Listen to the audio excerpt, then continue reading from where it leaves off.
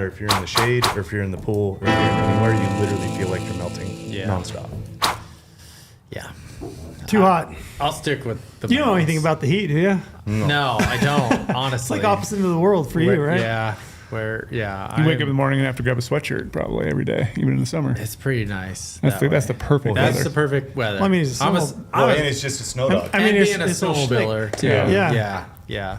But that's funny, like, because in the summer, my daughter, she loves going to the river and all this. I'm like, I hate the river. I hate being cold. And we do not have warm water anywhere. So, and she's like, "You're a snowmobiler, Dad." I'm like, "Yeah, but I'm warm snowmobiling. I'm not You got good gear. Yeah, I got good gear. I'm Yeah. not freezing." Yeah. I hate the water. I love the water. Do you really? Oh, I hate it. I don't like it. I don't remember the last time I've been swimming. I love the water. Hate it. Fantastic. You like the ocean? Love the ocean. I hate the ocean. Just spent 3 days in the It's ocean. terrifying, man. It is terrifying, but I do love the water. You can't see in No. there. Yeah. First time you get hit with that undercurrent, it's the worst. There was a pretty gnarly one. Really? Too, yeah. It gets worse sometimes? Yeah, yeah. No, Depending that's on the not cool. tides. I don't like not that. cool. I was proud of your little rescue mission you guys did. Yeah, it was so my son found that seagull. I don't know if you saw him on Instagram. This is a cool story. Turtle found a seagull? Yeah, so I come home from the gym. It's what we do down there. My parents have a house, so it's a normal thing for us, right? Like we spend a lot of time down there. So the typical day is when I come home from the gym, I'll take the kids and we'll go walk on the beach, and I'll take them down to this playground on the beach with swing sets and all this stuff.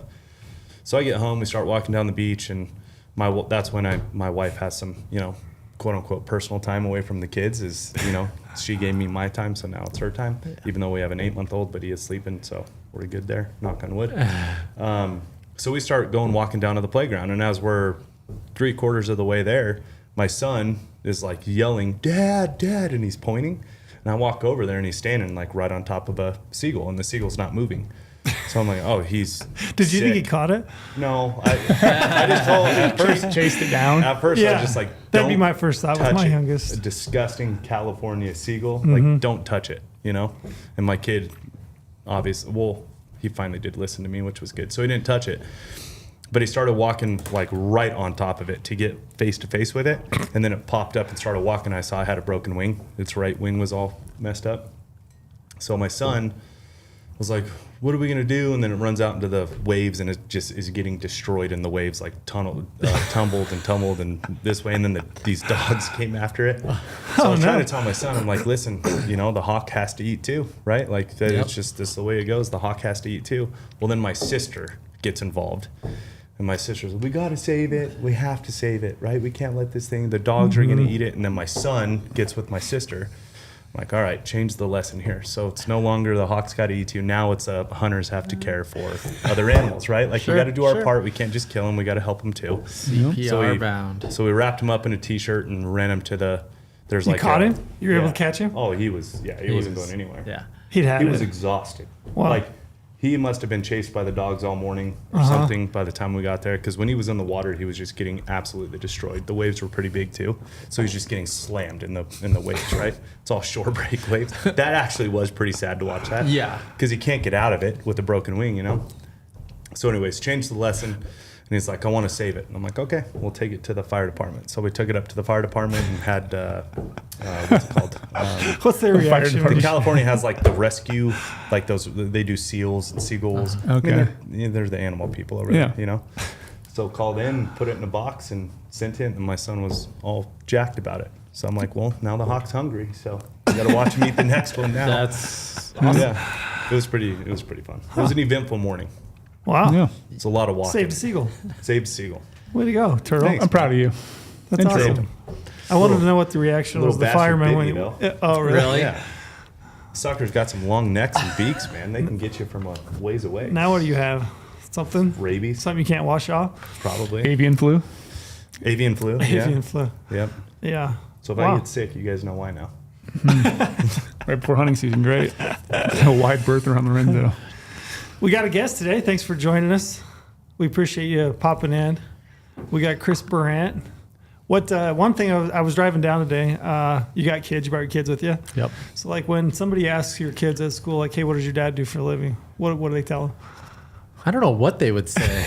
I don't know. I think he rides snowmobiles or something. Yeah, maybe. and they're like, Just rides them. That's just it. just rides them. Yeah. He doesn't have a job, just rides them. He just rides. Yeah, actually, that's a really good question. I'd love to be like a fly on the wall when someone asks. yeah. Yeah. I asked the question. And I think it would be different. I think my daughter, would probably be good and nail that, and then my son would be like, he does backflips or something. Son, I don't do backflips anymore. Well, you did. Yeah. He got every year like, Dad, are you going to do the backflip again this year? I'm like, son, I don't have to do those anymore. I'm very thankful I don't have to do those anymore. It was pretty sweet when you did it, though. It was. That was freaking awesome, man. Yeah. Yeah. Yeah. I only ask the question because that's what happens in my house. Is somebody will ask my kid, "What does your dad do for a living?" And they're like, "I don't know. He hunts a lot, but I think it's for work. I think he hunts for work. He's not like a professional hunter, but he does hunt a lot. But they don't really know how to explain it. So I was curious as to how Do you want to hear how we explain you? Yeah, I think. The Michael Jordan of snowmobiles. That's what we say. Yep. See, that's pretty awesome. That's really awesome. That's and, what we say. And I'll be honest, man, like to hear that, I just, I go back full circle and I think, when I was 10 or 12 or whatever it was, and my grandma asks me, because that genre was all about like, what are you going to be when you grow up? Like, that's just what we ask our kids, right? But grandma's asking, and I told her I wanted to be a professional snowmobiler, and she kind of like laughs at me and says, "Oh, that's cute, but what do you really want to be?" Well, I want to be a snowmobiler. No, you want to be a firefighter or a pilot or all the stuff like back in the day. But and that's just so to hear that from you guys is really humbling. But in the end, I think that's why I truly enjoy it. Like I'm a dude like all my guys who come and ride with me. I'm a guy who is passionate about snowmobiling, and that's how I look at myself. I mean, it's not like Michael Jordan thought of himself as the greatest ever. He just said, just kept going. I'm just going to work hard and I'm going to like enjoy my craft. And that's like kind of the principle or the theory. And it shows through to your passion for it. Like no joke. If you guys follow him on social media too? Yeah, it shows through. It's and I wild. watched some films prior to Which today. one? Today. The old Sledneck films? Yeah, I watched some of those. Yeah, I watched. Oh man, that was a different time. I grew up on those. Yeah, those were awesome. And when you talk about passion, and it is no different than watching you guys. And so, and this is what's going to be fun about this conversation, in my opinion. You guys are watching a passionate snowmobiler doing what I do, but your guys' passion for the hunting industry is no different. And it's you're not thinking you're doing anything. You're just doing what is in your heart, right? And that passion that's something like as business owners, you cannot fake. You just can't fake. And either you have it or you don't. And I think that's the biggest thing is like, I mean, I was snowmobiling in June with my wife shaking her head like, why are you going today? I'm like, because it's going to be good. And I like snowmobiling and I get to go without having to like have to go. I'm going because I want to go. Yeah. Right. And I completely agree. You can't fake it. No. That passion stuff, you cannot fake it. Yeah. Like if I was selling socks, I mean, you know what I mean? What am I going to do selling socks? I don't know. I love socks. I mean, I like a good pair of socks. Sometimes even love a good pair of socks. But am I passionate enough to just every part Make of your my own socks? day is about socks? No, probably But not. what's crazy about that is there are people who are passionate about something that like, like obscure like that? Yes, socks Oh, are for their sure. world and they enjoy it and they want to see someone enjoy it, right? And that's kind of the same thing. It's like, I mean, that's just I was born with it. That's what the big man had for me, and like I would say you're one of the rare ones though to say at 12 years old what you want to be when you grow up and actually do did it. it. Do you think is that when like 12? Can you it was pinpoint it was right around there. But I knew when I first got on a snowmobile at the age of 6. So I was the one who, for those first few times, like I didn't want to ride it by myself. I'm going to ride with Dad, and I'll never forget like the coolest story ever. Right. So this was a couple years. So sorry. rewind real quick just to kind of give everybody. We got all the time in No, the you're world. great. Yeah. I'll give everybody just a quick history. I grew up in Denver. I was a city kid. So no exposure to mountains, snowmobiling, hunting, nothing like that. And then What did your dad do? my dad owned his own mechanic shop. So Okay. like two bay, worked at the same place his entire life. Actually was business partners with my mom's dad. So that's how we met my mom, and, hiding under cars because she would come in, Gotcha. I love it. so cool stories that way.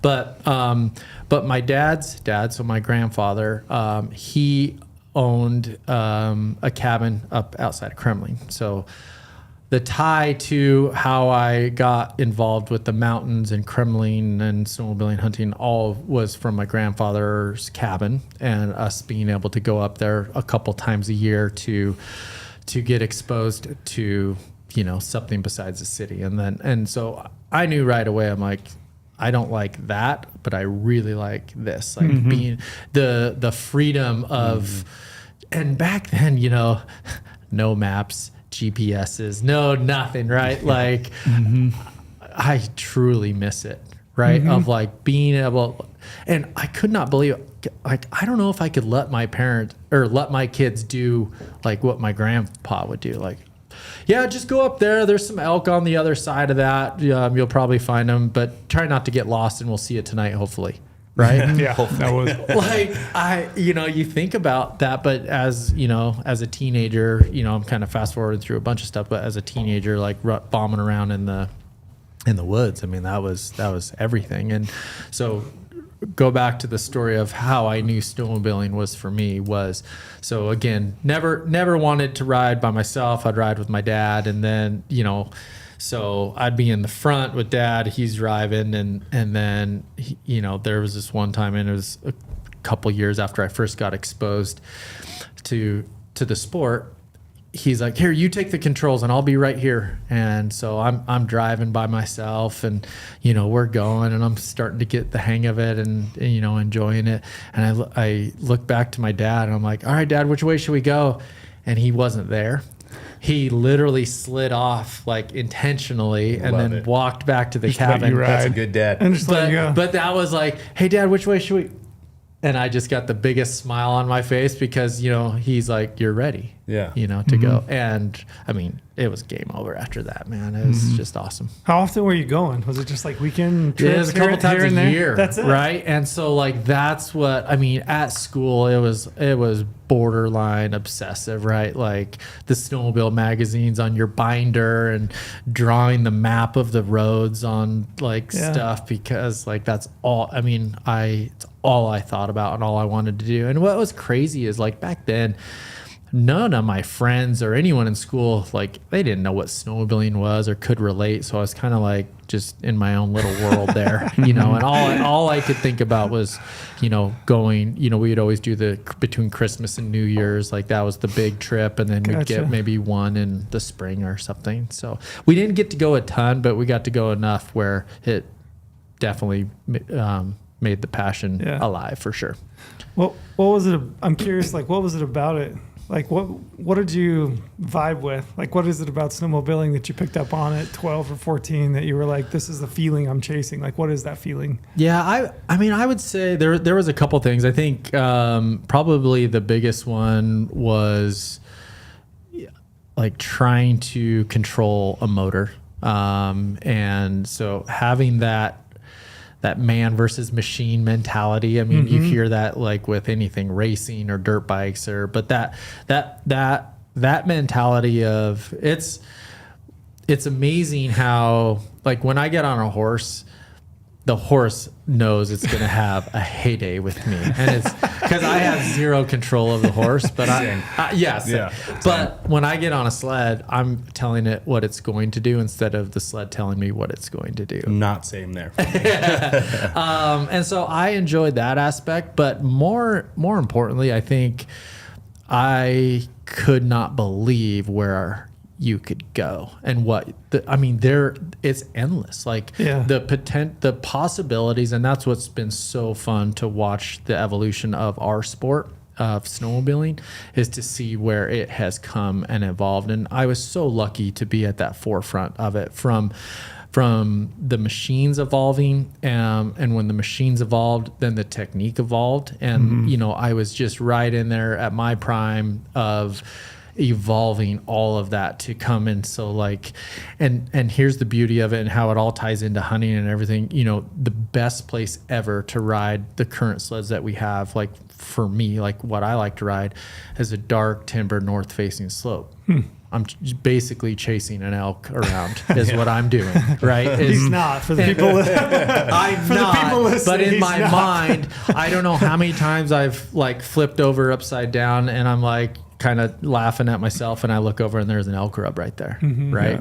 Yeah. And it's just, it's so cool. And when you think about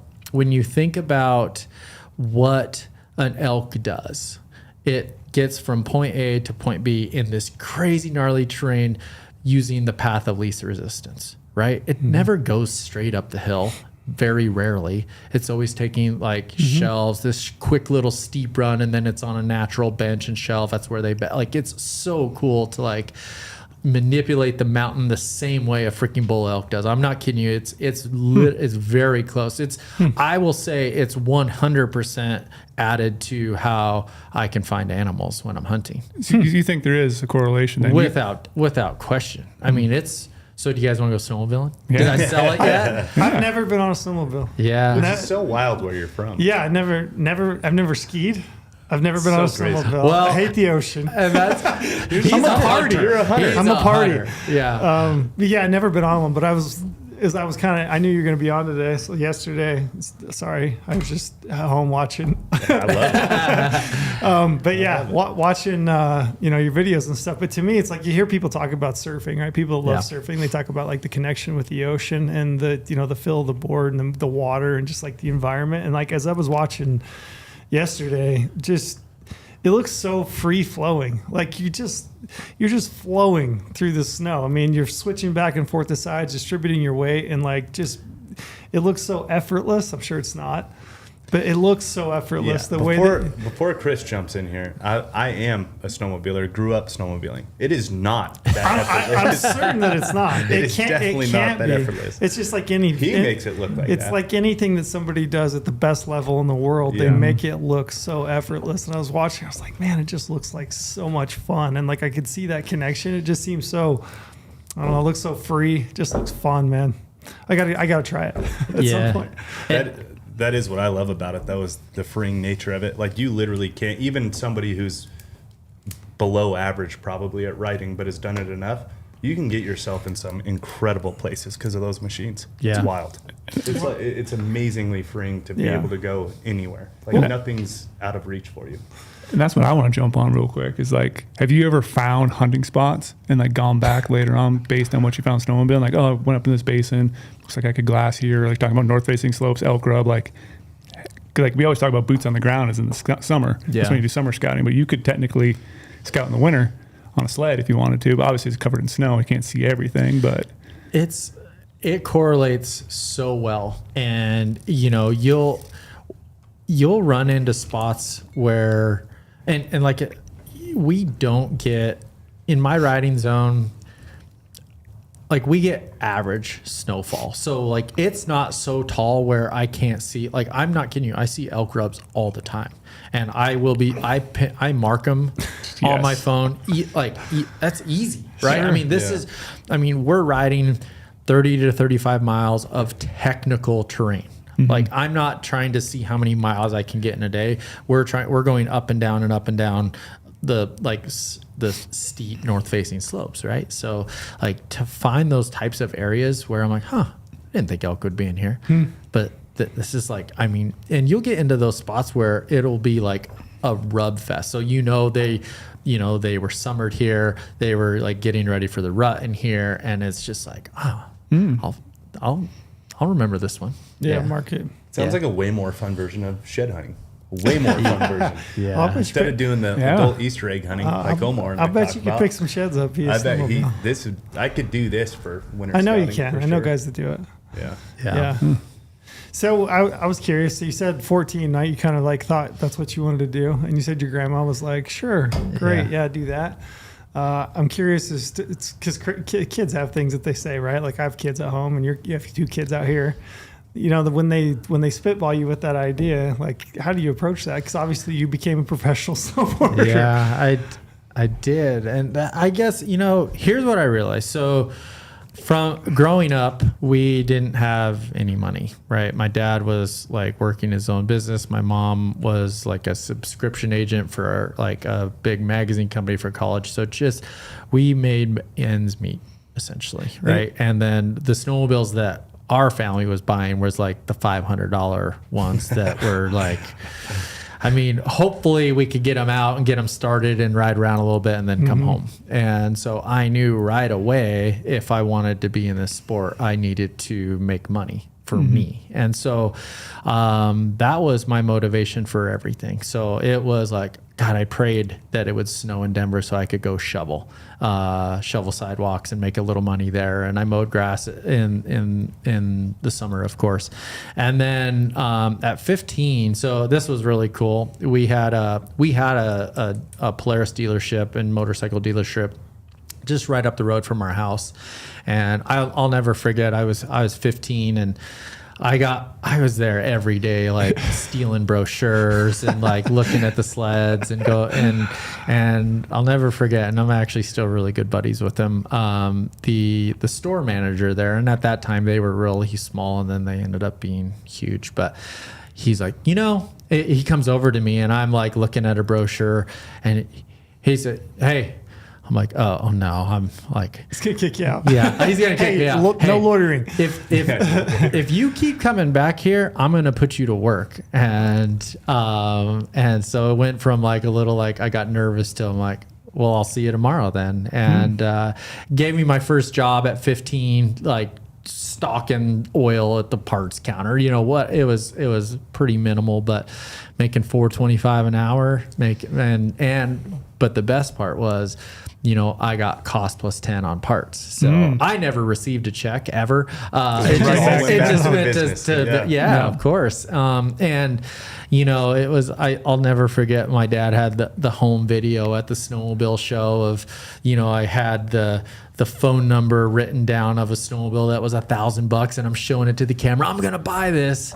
I worked at the bowling alley at night after school. I worked at the dealership during the day. I graduated my senior year a half semester early so I could go to work. I enjoyed the reward of working your butt off at a very early age to achieve a goal. And like my parents co-signed on a snowmobile when I was 15 before I got a car. Do you remember how much you paid for it? It was $3,000. $3,000. What size was it? What was it? Was a 1990 Indy 500, and I still have it. That's so I cool. still have it. Brand new? Awesome. No, Used. negative. It was used. Yeah, those sleds are so sweet. I asked my dad recently if they still had the XLT that we used to run, and we had a Super Sport. We still have that one. That one runs. Sweet. It's pretty baller back in Minnesota still, but yeah, I have gotten a little bit in trouble for because back then you couldn't obviously keep snowmobiles. I had to sell and upgrade and everything. And so now I'm in the position to like buy some of these old sleds that mean so much to me. Yeah, I've been seeing that, like, modding them back up. Oh man, I'm in trouble at home. Yeah. I'm in trouble. Most people do like vintage cars and stuff. Yeah, I got vintage snowmobiles. Yeah, but they're pretty cool. That's awesome. That must have felt pretty incredible as like a 15-year-old kid that loves snowmobiling to get a job at a snowmobile shop. Yeah, it was. And what's so funny about that too, I worked there for probably, and it's actually how I met my wife too, which was pretty neat. She came in there and I was like, dang. And so I worked there for at least 3 years. And I was the snowmobile salesman too. They called me Snow Whiz. So on the intercom, Snow Whiz, sled sales on line 1, and so I was the one like doing that side of things. Snow Whiz. It's that passion thing. When you feel it that deeply, you know absolutely everything about it. Yeah. Which I guarantee you at 15, you probably just had. It's all I did. You lived and breathed it. Yeah. Yeah. It was awesome.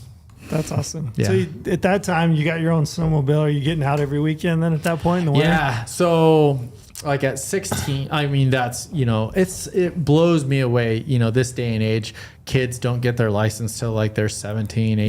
Yeah. I mean, they just like, Yeah, my kids. I mean, I was like, the day I of. turned 16, I'm getting a driver's license because that means I can start going snowmobiling like by myself. And so, yeah, I mean, in 97, the year I graduated, the snowmobile I had, I put like 2,500 miles, which mountain miles, that's a lot of miles on. And I rode from like Vail Pass as soon as they had enough snow to ride in like late October till I think I rode July 4th that year. I mean, it was my dream, You going out alone or you got buddies? Oh, I'd go out alone. I was so dumb, man. Your parents just turn you loose and let you go? They had no control over me at that time. I'd go with buddies, but a lot of the time, my rule was just make sure you don't go far enough that you can't walk back. And I'm a pretty healthy dude. I could walk a long way. So Yeah. Man, I don't know. Post holing on a north facing slope. I've done that. Yeah. Yeah, that ain't fun. Yeah. Speaking of high school, though, I don't know if you guys had this, but back in Minnesota, you're talking about being able to drive and everything. It's Minnesota, obviously, back in the day, it snowed a lot. Yeah. And you'd so- ride your sled to school? Yeah, we could get a snowmobile safety certificate thing, and I could get that before I got my Snowmobile driver's license. safety We would drive our sleds It's to unreal. school Yeah. and It's then go like rip riding around real. afterwards. And like that was just the funnest thing I thought, is riding my sled to school, parking with all the cool kids, and like bringing your helmet inside and all that stuff. Like, I don't know if they still do that back in Minnesota, but that's what we did when I went to high school. I don't know if they do, but I had an employee that was from Minnesota, and he said the same thing. Yeah. It was he's the funnest thing That was ever." the coolest thing ever. Yeah, and we never had that in Denver. Yeah, riding back from basketball practice in the dark in the sled, and like Yeah. going there the next That would morning. be really like, fun. That Though. would be fun. That'd be super yeah, it was cool. a good time. Yeah, that'd be great. Just his childhood memory too. Like that would be fun. Mm-hmm. Yeah. Yeah. At what point did it kind of take off for you where you were like, I've got something going here, like that you felt that you could do something different with it or bigger, better? Yeah, How does it that was a progress? while. It took a long while, and there wasn't an industry for it. Sure. At that, especially at that time. Okay, so like fast forward, so 16, I'm getting a sled just to go play ride. 18, I'm looking at that like, okay, how do I go to the next step? Who in our industry who is making a name for themselves snowmobiling? And Are you pushing it at that level, like 16 to 18? I felt like no fear doing stupid things. I bet you're getting after it. Yeah, 100%. But there was a balance, right? I didn't you couldn't break it because I didn't have money. It's like I couldn't, and if I did break it, I had to fix it myself, which that was pretty enjoyable looking back at it now, right? Like learning how to work on the machines, replace parts, all of that. But at the time, there is no freestyle, there's no free riding, there's no any of that. The only way, the notoriety of our sport was racing, snowcross racing. You look back at like Blair Morgan and Tucker Hibbert, some big names in our industry. And so I'm like, well, I guess I have to go be a racer to get a name. And that was dismal. I wasn't a very good racer, but I actually I loved jumping from when I was a kid, like, 16, 18, just hucking myself on these things that did not belong in the air. And then that translated into snowcross racing, which those sleds were made a little bit more for pounding and jumping versus a mountain sled, which the mountain sleds weren't even mountain sleds back then. But I traveled all around trying to do racing and was pretty poor at that, but enjoyed the jumping part, which again, we're fast forwarding through a lot of things, but okay, here comes Travis Pastrana and X Games and all of this. And it really, from a transition side of things and just the timing of everything, then we were kind of riding the coattails of the motocross guys and doing snowmobile freestyle in conjunction. So that kind of my passion, of course, was being in the mountains and mountain riding, but there was zero industry, no getting paid to be a guide to take people out snowmobiling and showing how cool backcountry riding is. Not until 2005. So at the time I was riding for Arctic Cat, and they came out with a new platform, a new sled that really changed riding forever. And at the time I was trying to do freestyle. Let's see, in 05, what was I doing job wise? Right. So I was, okay. So this was a transition, like 03, 04, I was actually splicing fiber optics. That was my job, which was really, I kind of enjoyed it. We hit like 42 states in 1 year. So getting paid to travel, making good money, buying snowmobiles, trucks, like, you know, all that type of stuff. Trucks, trailers, and snowmobiles. So broke, right? Living off of credit cards. But I could take a lot of time off in the winter and go ride. And I'm trying to do this freestyle thing because the racing thing wasn't working. So like all of this was kind of mixed in. And then, so the freestyle thing is happening. Arctic Cat comes out with this new snowmobile. I have my foot in the door a little bit with Arctic Cat from a freestyle standpoint. And so they come to me and said, hey, we got this new sled. First, tell us what you think about it. And I got to go on some really cool, like early development trips with the chassis. And, you know, I'm like, I've never been able to do something like this. So it's like, it reinvented the sport for me. And then thousands of people from then to now. Yeah, that's the M series. Exactly. Yeah, the M7. Yeah, the M M7, series. Yeah. 05 M7. So here I am, young kid. They give me a truck, a trailer, credit card. Oh man! And just say, hey, go take the season and go show people how cool this sled is. And so all of these things start jumping into my head at this point. Like, holy cow, this sport is like changing, evolving, and I'm really loving it. The second thing, though, was as I was going to these dealerships and riding with these people and seeing their reaction to this new style and me teaching them and showing them, you know, and them like just falling in love with the sport again. Because to be honest, it got pretty stale, right? It was like the same sled. You go to the same hill, you do the big high mark, and no tree riding at this time, right? Yeah. None of that. It was just kind of getting a little boring. And so between the chassis and the new riding technique side, it changed the sport forever. And so to see like people's enjoyment and refueling the passion, right? I'm like thinking to myself, I'm like, dude, I might be able to like get paid for this, right? That's what's in my head. And so freestyle is, so like in that time frame from like 03 to 06, I'm doing freestyle as like part-time, but I'm getting to travel to super cool places like Russia and Sweden and do these freestyle shows. And I'm getting paid to snowmobile, but barely. Are you married at the time? Let's see. I got married in 04. 04. You can recall all the snowmobiles and all the stuff. I know. I had to think of what year sled I was riding there. No, actually my 20th anniversary is this year, so it's pretty easy to remember. Yeah. So yeah. Actually, in a couple weeks, I should probably plan something. Plan ahead. There you go. Write that down. I love you, honey. Put something in the calendar. But yeah, so I got married in 04. So yeah, all that going on. Yeah, my wife Sandy she traveled with. She raced snowcross too. She was like better than me. And so she was a snowmobiler, hunter, and all. Match made in heaven there. So how'd you plan out then when to do the wedding then? Is it correlate during the winter? Is it correlate? Summer, It's midsummer. gotta be in the summer, right? July Yeah, wedding. gotta be in the summer. Yeah. We'll talk. Yeah, the summer. It's got to be. Can't do do the fall. hunting and Conflicts with any of snowmobiling. that. Yeah. So she's able to travel around with me. Yeah. She was still splicing fiber and doing that, but I'm like, I'm gonna go. I gotta keep pursuing, and doing it.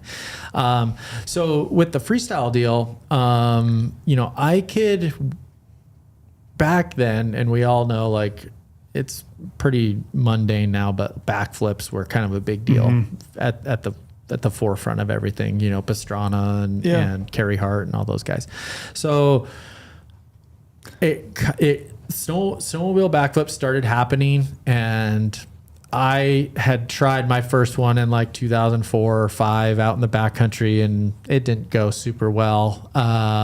Wrecked my sled. I didn't wreck me, but it was in a Sled Next video of me just yard sailing somewhere. There was quite a few yard sales back then, but so I could go to these contests and I could podium and or win if like my main competition who had the backflip in their bag of tricks would screw up, right? So like, and at the time I was okay with that. I'm like, I'm still competitive, but that backflip just scared me. It terrified me, to be honest. It went against everything that I knew. Like, you go off a ramp, and if you're nose high, you hit the brake and you land and don't die, right? With a backflip, it's like you have to just, oh God, it was so mental. It was The commitment and the difference too, like back then when you're thinking about it, the amount of weight of a sled compared to a motorcycle, a couch. it is. How much does one weigh? Like wildly how different. I mean, just Back then, we it was- used 500 pounds like that. They were a 500 pound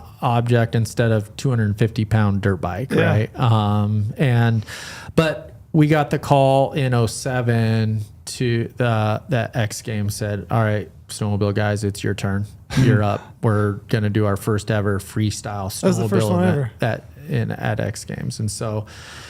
It was one of those just defining moments in life where, I'm like, this is what all of us, the community, the freestyle community, this is what we've been working towards. We were a sideshow at the X Games one time, no TV time, but, it was our time. And I'm like, this is what I've been like dreaming of since I was a kid, to make it and be a professional and everything. And so I'm like, I have to go learn the backflip. And it's one thing to go say it, another thing to go do it. And so,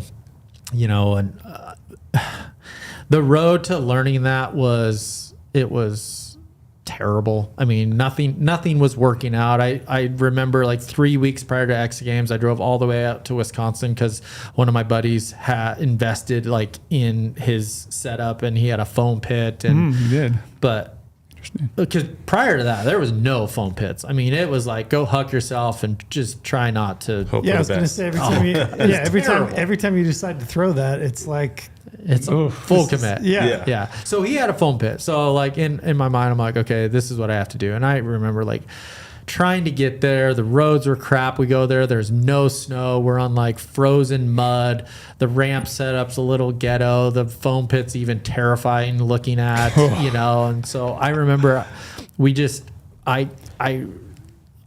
I straight aired into it the first time. I'm like, okay, I'm still alive. The next one, I'm like, I got to commit to this, and like totally like land upside down on myself. And I'm like, if that would have been on snow, I would have you're been dead. dead. Yeah. That practice one. The done. next one, I'm like, okay, I probably wouldn't have died. And then I get one more where it was like somewhat okay. And then I ran out of time and had to like go home.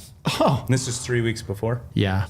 Oh, man. I drive all the way back home, and we're practicing. A buddy had a facility that he kind of set up. Sled Next was all involved. We had a snowcat ramp. Like, it was a really cool setup to get practice for X Games. So now we're like 2 weeks leading up to X Games. I still have not done a flip to snow. And there's other guys there doing them, trying them, wrecking. Like, it was such a mental headspace at that time. I'm sure. And I was so frustrated with myself. I'd like come around the ramp or come around the take off and like look at the ramp and come into the ramp, and I'm just like, F this, dude. Yeah. I can't do it. And I'm just, It'd be scary if you're not in the right mental state to hit the ramp. oh, I was so far from being in the right headspace to go do. And that, like, that's the difference, right? There's huckers, right? That'll just be like, F it, I'm going to do it. And they're just yard sale everywhere, right? Yeah. And I was a pretty calculated person. Cerebral, yeah. I mean, like, I don't want to get hurt. And I have skills and talents, but I'm not going to be dumb. And so, but it's getting to be crunch time and everything, And so a filmer for Sled Next at the time, I had worked with him forever. He's seen me do many gnarly things in the backcountry, jump over houses and like big cliff drops and all these things, right? And and I had just like come around I'm like, okay. He's like, everyone's trying to pump you up, and I'd come around and I'm like head in my, just can't do it. I'm just mentally, I'm F done. I don't want to do it. And he comes over to me. He's like, hey, Brent. He's like, dude, you and I, we've been like through everything together. And you and I have watched other riders when we're out in the backcountry, like as we're watching them hit something, you have that feeling of like, that person should not be doing that right now, right? Like that, he is not prepared for that. He shouldn't be doing that. And he basically said, I don't have that feeling with you. I think you're going to nail it. And it was just one of those things where like I could relate to the conversation. I'm like, yeah, I've been definitely sketched out watching somebody else saying, what are you doing? Right. Yeah. But he comes up to me in that moment and just puts my head in that spot where like, so someone believes in me. Someone knows I have the skill to do it. And, so then I stuck the very first one that I tried. Way. And it was like such a weird feeling coming around like, okay, I didn't stop. I guess I'm still going and we're going to do this. Yeah. And really stuck the first one. And it was crazy. That confidence after doing something like that. And we're given all of these choices in life every single day of the easy way or the hard way. And that's what's been so enjoyable about this entire journey is to get to a certain level. Like, let's just say, I love that I'm pretty proficient on a snowmobile. But it didn't come by just happenstance. Yeah. I mean, I worked my butt off. I rode a lot. I've gotten served a bunch. I've wrecked a lot of stuff, but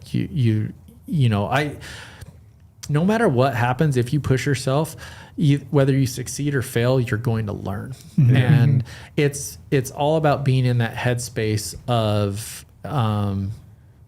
taking on the challenge, not riding over your head, but taking on the challenge. And every time that you, like I said, succeed or lose, you learn something and that confidence goes up. And so like, talk about a big one, right? Like I kind of, this is kind of the slope of life, right? And it's kind of mellow.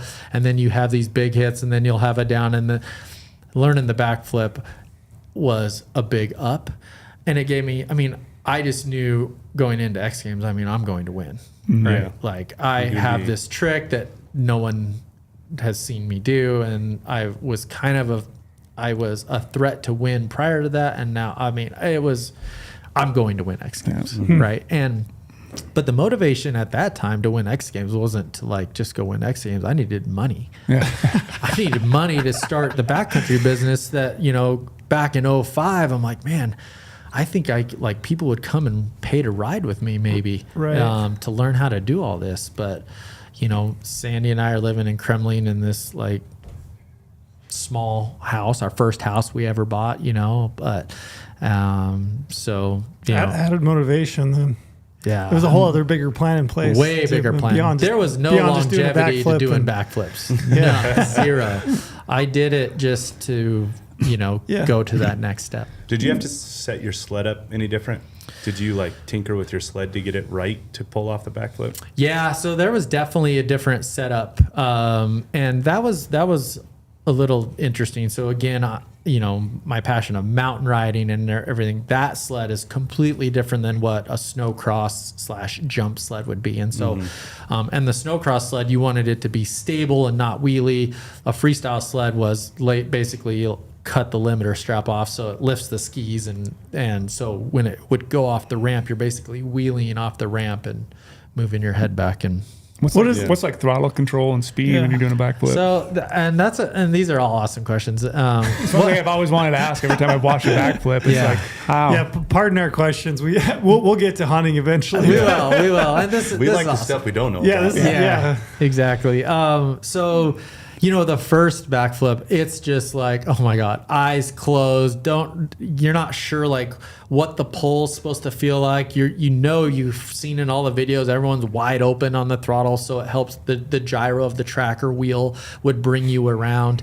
So like the first one, it's just like, I mean, I was like, so exaggerated, looking back and wide open, just like, please let me see the ground at some point, right? And then what was so That'd be awesome? Terrifying. It was. Oh, it's I mean, terrible. as you describe it, I'm terrified. This is. I mean, a backflip on a trampoline is like It's enough. no- Yeah. It's enough. Yeah. Yeah. But that's what's pretty crazy is like, so after I had done that. So I'd done a lot of them prior to, that 2 week in X Games. And so what happens is just like anything is you get comfortable and you start learning. And so what was really cool is, and this is so, not many people can relate to this conversation, right? So like when at certain times I would go off the ramp and be like, oh, that was a good pull. I can let off super early.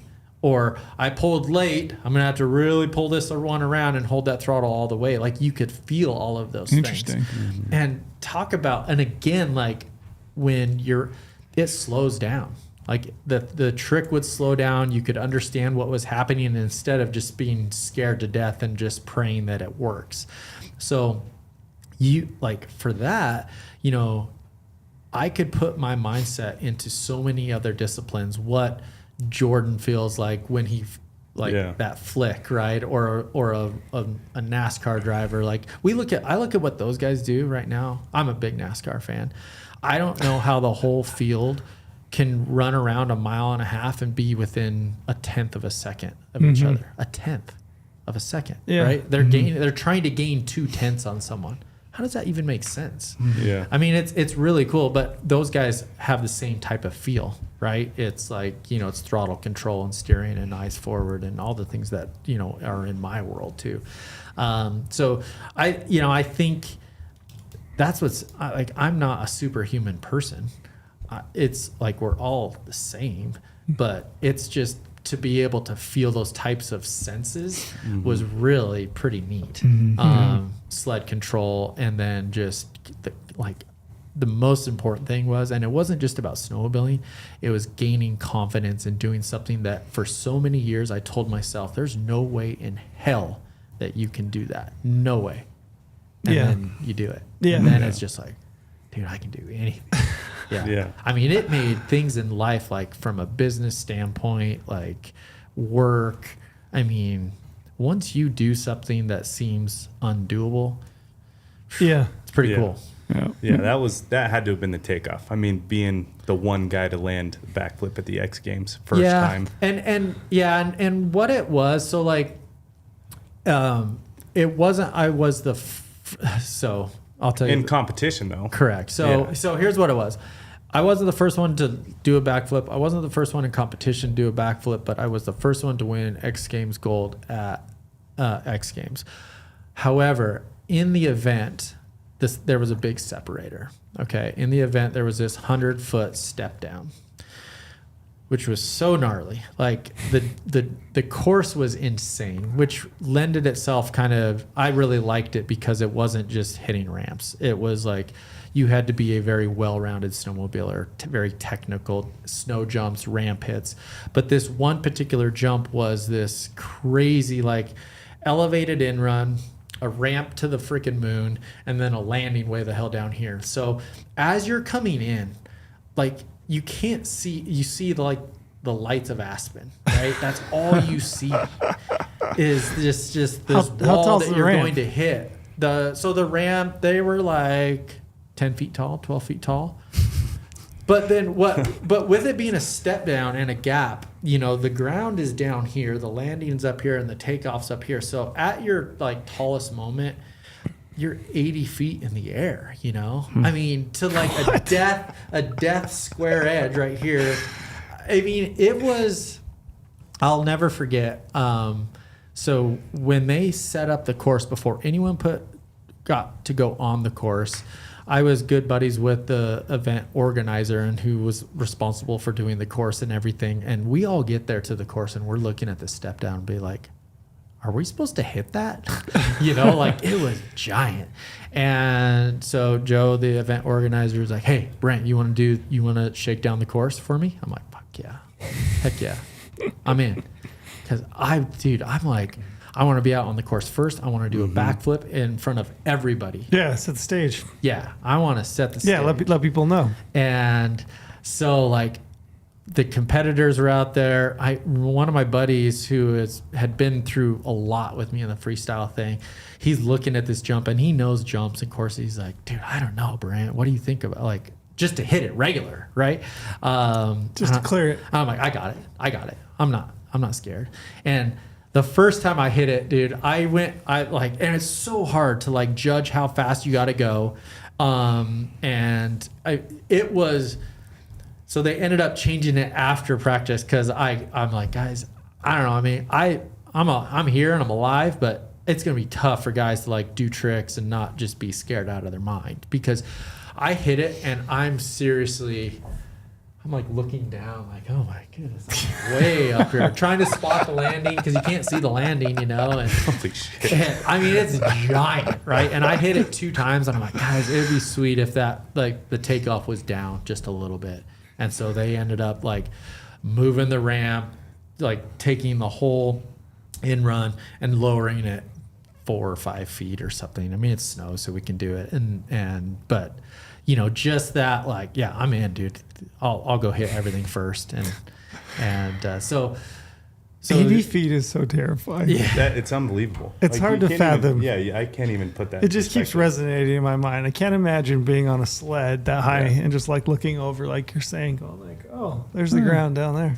Way down there. It's all masked with snow. You can't see it. Yeah. Yeah, that's gnarly. So then, again, like lots of moments happening throughout there. But one of my competitors that, like, throughout this whole freestyle thing, kind of the top dude, his name's Heath Frisbee.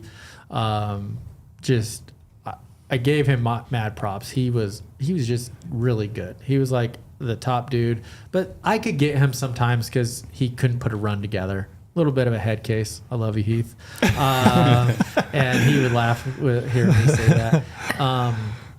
And I relied on him screwing up to win, right? And so fate would have it. So I qualify number 1. I didn't backflip like the big 100-foot step down. I did like in my run, my qualifying run, I did this big, it's really cool. You take off and then you let go of the snowmobile completely and you're floating. What do you call that? Well, do you have a name for it? Yeah, there's a couple names for it, but you know, some people would call it a nothing. Some people called it a holy man. That's what I referred to it as, was the holy man. So basically letting go, grabbing onto your seat, and then pulling yourself back in. And it's such a cool feeling. Oh, it's gotta be wild. Cool, terrifying. I missed the grab once in Russia. No way. Missed, and then you see me swimming, and then I freaking turf it I made it to the landing, luckily. And but you know, so anyway, so I'm number 1 qualifier. Again, like, confidence out of this world, right? Yeah. I'm like, my sled is awesome, the course is sweet, everything. I'm number 1 qualifier. Sure enough, Heath has a kind of a screw up run, but qualifies 4th. So it's 1 versus 4 and 2 versus 3 for the gold for the medal rounds. And so I'm like, of course I'd get against Heath, right? And so Heath goes first in his run. I'm banking on another, like, you know, big tricks and then maybe a straight air or a repeat trick or something like that. Heath lays down the run of his life, right? And I mean, as he's exiting the track, I mean, like, the crowd is going crazy. His whole posse, they're like already like celebrating that they're going to the gold medal round, right? And I just, like, you know, I'm kind of shaking my head, and I'm, you know, I go up, give him a high five, and he doesn't even really like acknowledge that I'm there, right? He's so pumped that he put a good run together. But right there in my head, I'm like, you know, I think I could flip the big one, you know, and it was again one of those moments in life, right? Like I had the commentators, the TV guys, they're down in the pits prior to the runs. So Brent, what do you think about flipping that big one? And I was just honest. I'm like, you know what? I think if I had to, I could, but I'm not going to put myself at risk if I didn't need to. Like if Heath did a half-assed run, I wouldn't have had to, right?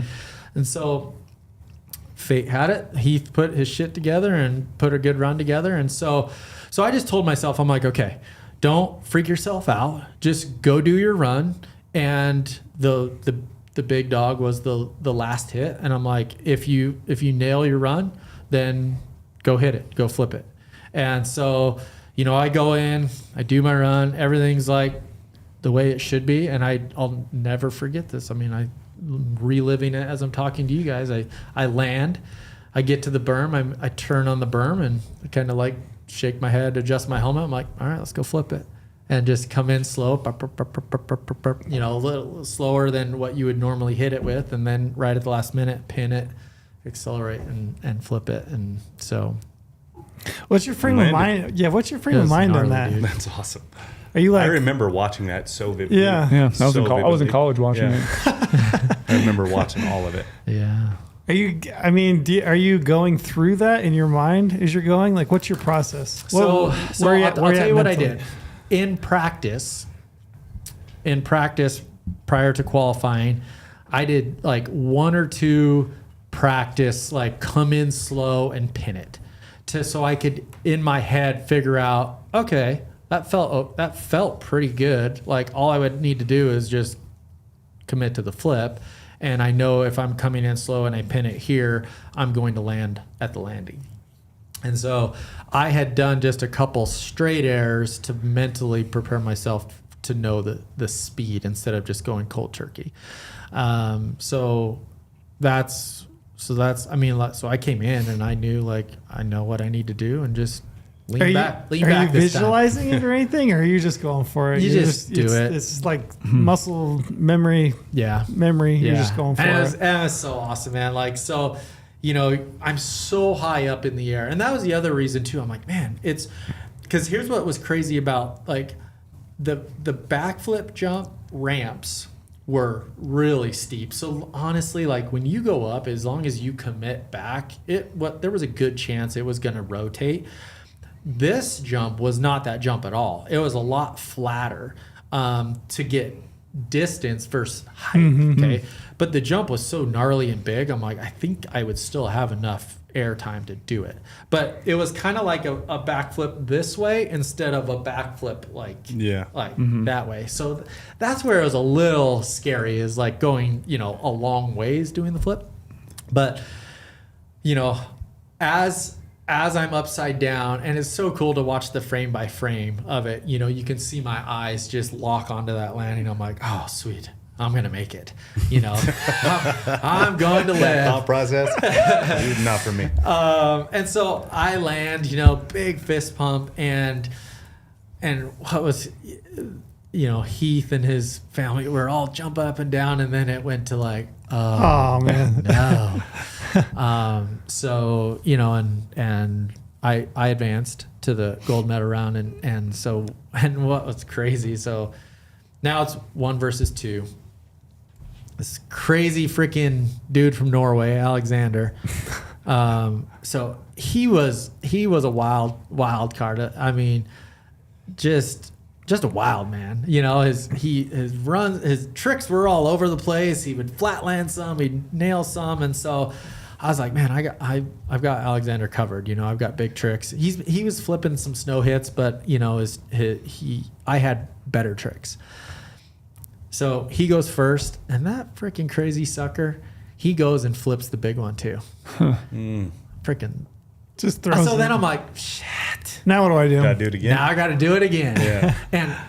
and you know, looking back now, and I was so proud of him. You know, like another dude who just said, I'm stepping up. Yeah. This is my time. Yeah. This is my only opportunity to potentially win, and I'm going to go flip it. Burandt did it. I can do it. And he did it. that was so cool. And it made me like sack up again and do Yeah. it, you know. And so I did my run. My run was flawless. I, you know, did the big trick at another big flip at the end and freaking One. rode home. All you guys, the first time the X Games doing snowmobiles, like everyone stepped up. Everyone stepped It was up. a It made- magical show. I remember that vividly, putting snowmobiles on the map, like hugely putting snowmobiles on the map. Yeah. Like, cause I grew up snowmobiling in southern Utah with my family, and I remember when the M series came out, my whole family went nuts, and we all bought them, and that's what we were riding up in the mountains in like Panguitch Lake area, all that gnarly stuff back there, and that was a changing moment. But that X Games was like, that was when it put everything on the map for the names, like all your guys' names and the snowmobiles themselves. That was huge. Yeah, you're 100% right. And, you know, to be like prime time, like you watch X Games now and the prime time is like the half pipe with whoever, right? And at that time it was Shaun White. But, you know, we had the limelight, right? Yeah. And it was Sunday night X Games to finish off the show, us snowmobilers. And what a freaking... And first time for 99% of people even seeing Yeah. what these things were. Yeah. Yeah. Yeah. It was wild. Yeah, I remember being like, "Oh, they can do a backflip on a snowmobile." Yeah. One thing I thought was Not by choice. How's that possible? One thing I thought was interesting because you sent me some of that footage I was reviewing over the weekend. Like when you were doing that practice run like weeks before the X Games, I swear there was an archery deer target right in front of the ramp. There was my buddy. I noticed that right away. He's jumping over an the 3D archery deer target. target. Well, the landing was the backstop for the archery target. Yeah, my That buddy was was hilarious. Big Like archer. it's all deer Yeah. targets all covered in snow. And like that's a deer. I know it is. I'm gonna That's bring that funny. up. Yeah. I want to go back to the sled necks videos and stuff though. Yeah. So were you guys, I want to know the genesis of that. You guys put that on your own backs to try and create, you guys were trying to make something to make it worse snowmobiling? Yeah. Was that the mindset? Yeah, so that's a pretty awesome story. And again, kind of coincides with how all X Games happened. And then, you know, after X Games for me, there was another life-changing moment that involved sled necks as well. But so Sled Necks was a snowmobile like video series. And so how it actually happened was guys were a gentleman by the name of Jason Moriarty from California. Actually, he was living in Jackson Hole at the time, but from California, all this. So he was actually going out and filming some snowboard buddies, but they were using snowmobiles to access the backcountry. And it was kind of this like transition from, hey, we're going out snowboarding to like, let's hit this jump real quick on the sled. And then then they're like starting to get gnarly on the snowmobiles and jumping. And so then it went from filming snowboarding stuff, because everybody was doing that, to like, well, let's film these like sled neck dudes. Right. And so I'll never forget watching on VHS Sled Necks 1 and 2.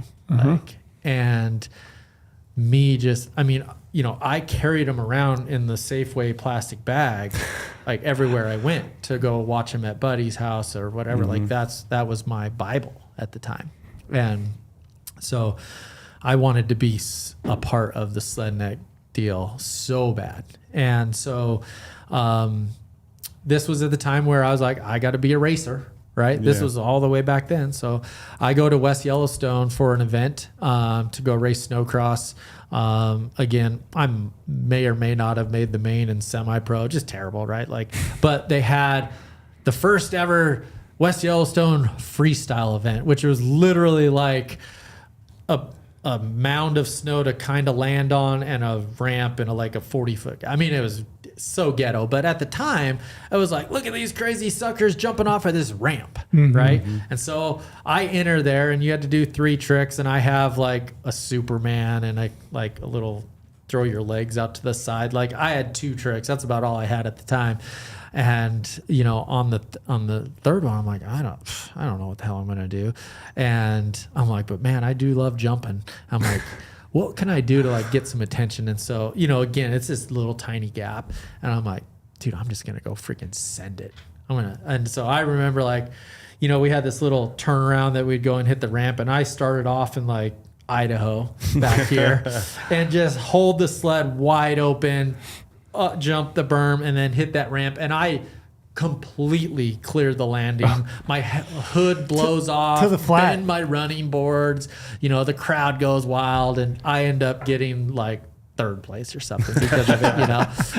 But the moral of that story was, the guys from Slednex comes up afterwards and like, "Whoa, dude, easy. You're going to kill yourself. What's your name?" I'm like, "I'm Chris Burandt. You should come ride with us tomorrow. We're going to film for Slednex." I'm like, Okay. Yeah. okay. So that was my first introduction into Slednex, and I just, I loved everything about it. It was guys like pushing the sport of snowmobiling, and so from Slednex 3 till, I don't know, I filmed with them for, I can't even remember, 12, 13 years, and did all these I mean, man, dude. And that's what was so fun, scary, painful about filming with Slednex is, you're not going out there and just riding. You're going out there to push the limit, push the limits, right? And, I was joking about jumping over houses. I literally jumped over a house, because we thought it would be kind of cool and it'd be a good idea. And so,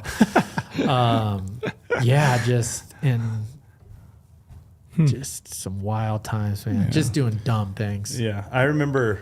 I grew up on those Sledneck videos. Me and my cousin Heath, just because we were, subpar riders and watching people do really cool stuff. Yeah. But I took a lot of inspiration from that for our hunt films, like surf videos, Slednecks, all that stuff. And looking back on it, like when we were doing films around here and all that stuff, snowmobiling, it's really hard to explain to somebody what a snowmobile is or what you do back there and all that, because very few people, can make it back there. And a lot of people don't even know what the hell a snowmobile is. So to show people what is capable on a snowmobile and how good people are on them, like it really started to gain attention that people wanted to ride snowmobiles, right? Yeah. And I think that those surf videos kind of had that same frame of showing the adventure and, the travel and all the different set and settings and what you can do different depending on the wave and the beach and all that stuff. Same thing with snowmobiles. If you're just hill climbing and trying to high mark, or if you're in the trees trying to do boondocking and crazy stuff, like it really showed all the differences. And that's where I took a lot of inspiration for the hunt films. Yeah. Is showing people, because, I guess mathematically 80% of people or more are not going to know what hunting ever is or what happens. Yep. So it's a way to show it in the right light. Yeah. It's a way to, because hunting, everyone seems to know someone who hunts, right? Yeah. But the down south hunter is very different from the Florida Panhandle hunter, very different from the mountain Idaho hunter. So it's just a way of showing, like, hey, this is what hunting is. This is the adventure side of it. Well, that word that you just said, adventure, so the name of my business is Burandt's Backcountry Adventure. And it's because to that same effect of, that's what's so crazy about, what you can do on a snowmobile, or like when people say hunting, this is what sucks, right? They think of some dude in a tree stand in Minnesota shooting a whitetail with a gun, right? And screaming his head off. We just dumped him, blood everywhere. Yeah. Those old school. That's Brady's Minnesota. I'm like, we just described Brady's from Minnesota. It's that old school. It's not the Tree right stand. light. Yeah. Because and we as hunters obviously know like what that guy went through to kill that deer. 100%. And we know we can understand what it is, but most people watching that are like, oh, he's a bloodthirsty redneck. Like it just doesn't show it in the right light. And no different in the snowmobile. Like when you say, like when I tell someone, oh, I take people out snowmobiling, they think I'm on a 2-up machine with bubble helmets, like cruising up the trail. Tracks, right? Yeah. And so that's what's so awesome about, seeing how our industry from a hunting side of things and snowmobile side of things has completely changed into this adventure.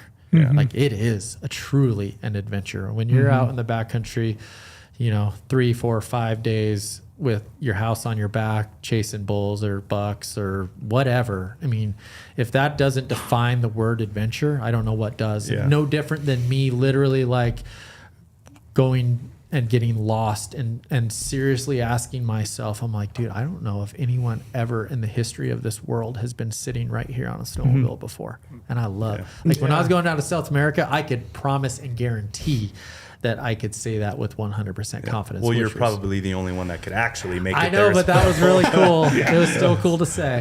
Yeah, for sure. But I think hunting and snowmobiling has progressed like kind of equally, honestly, just because I've kind of grown up in both the worlds.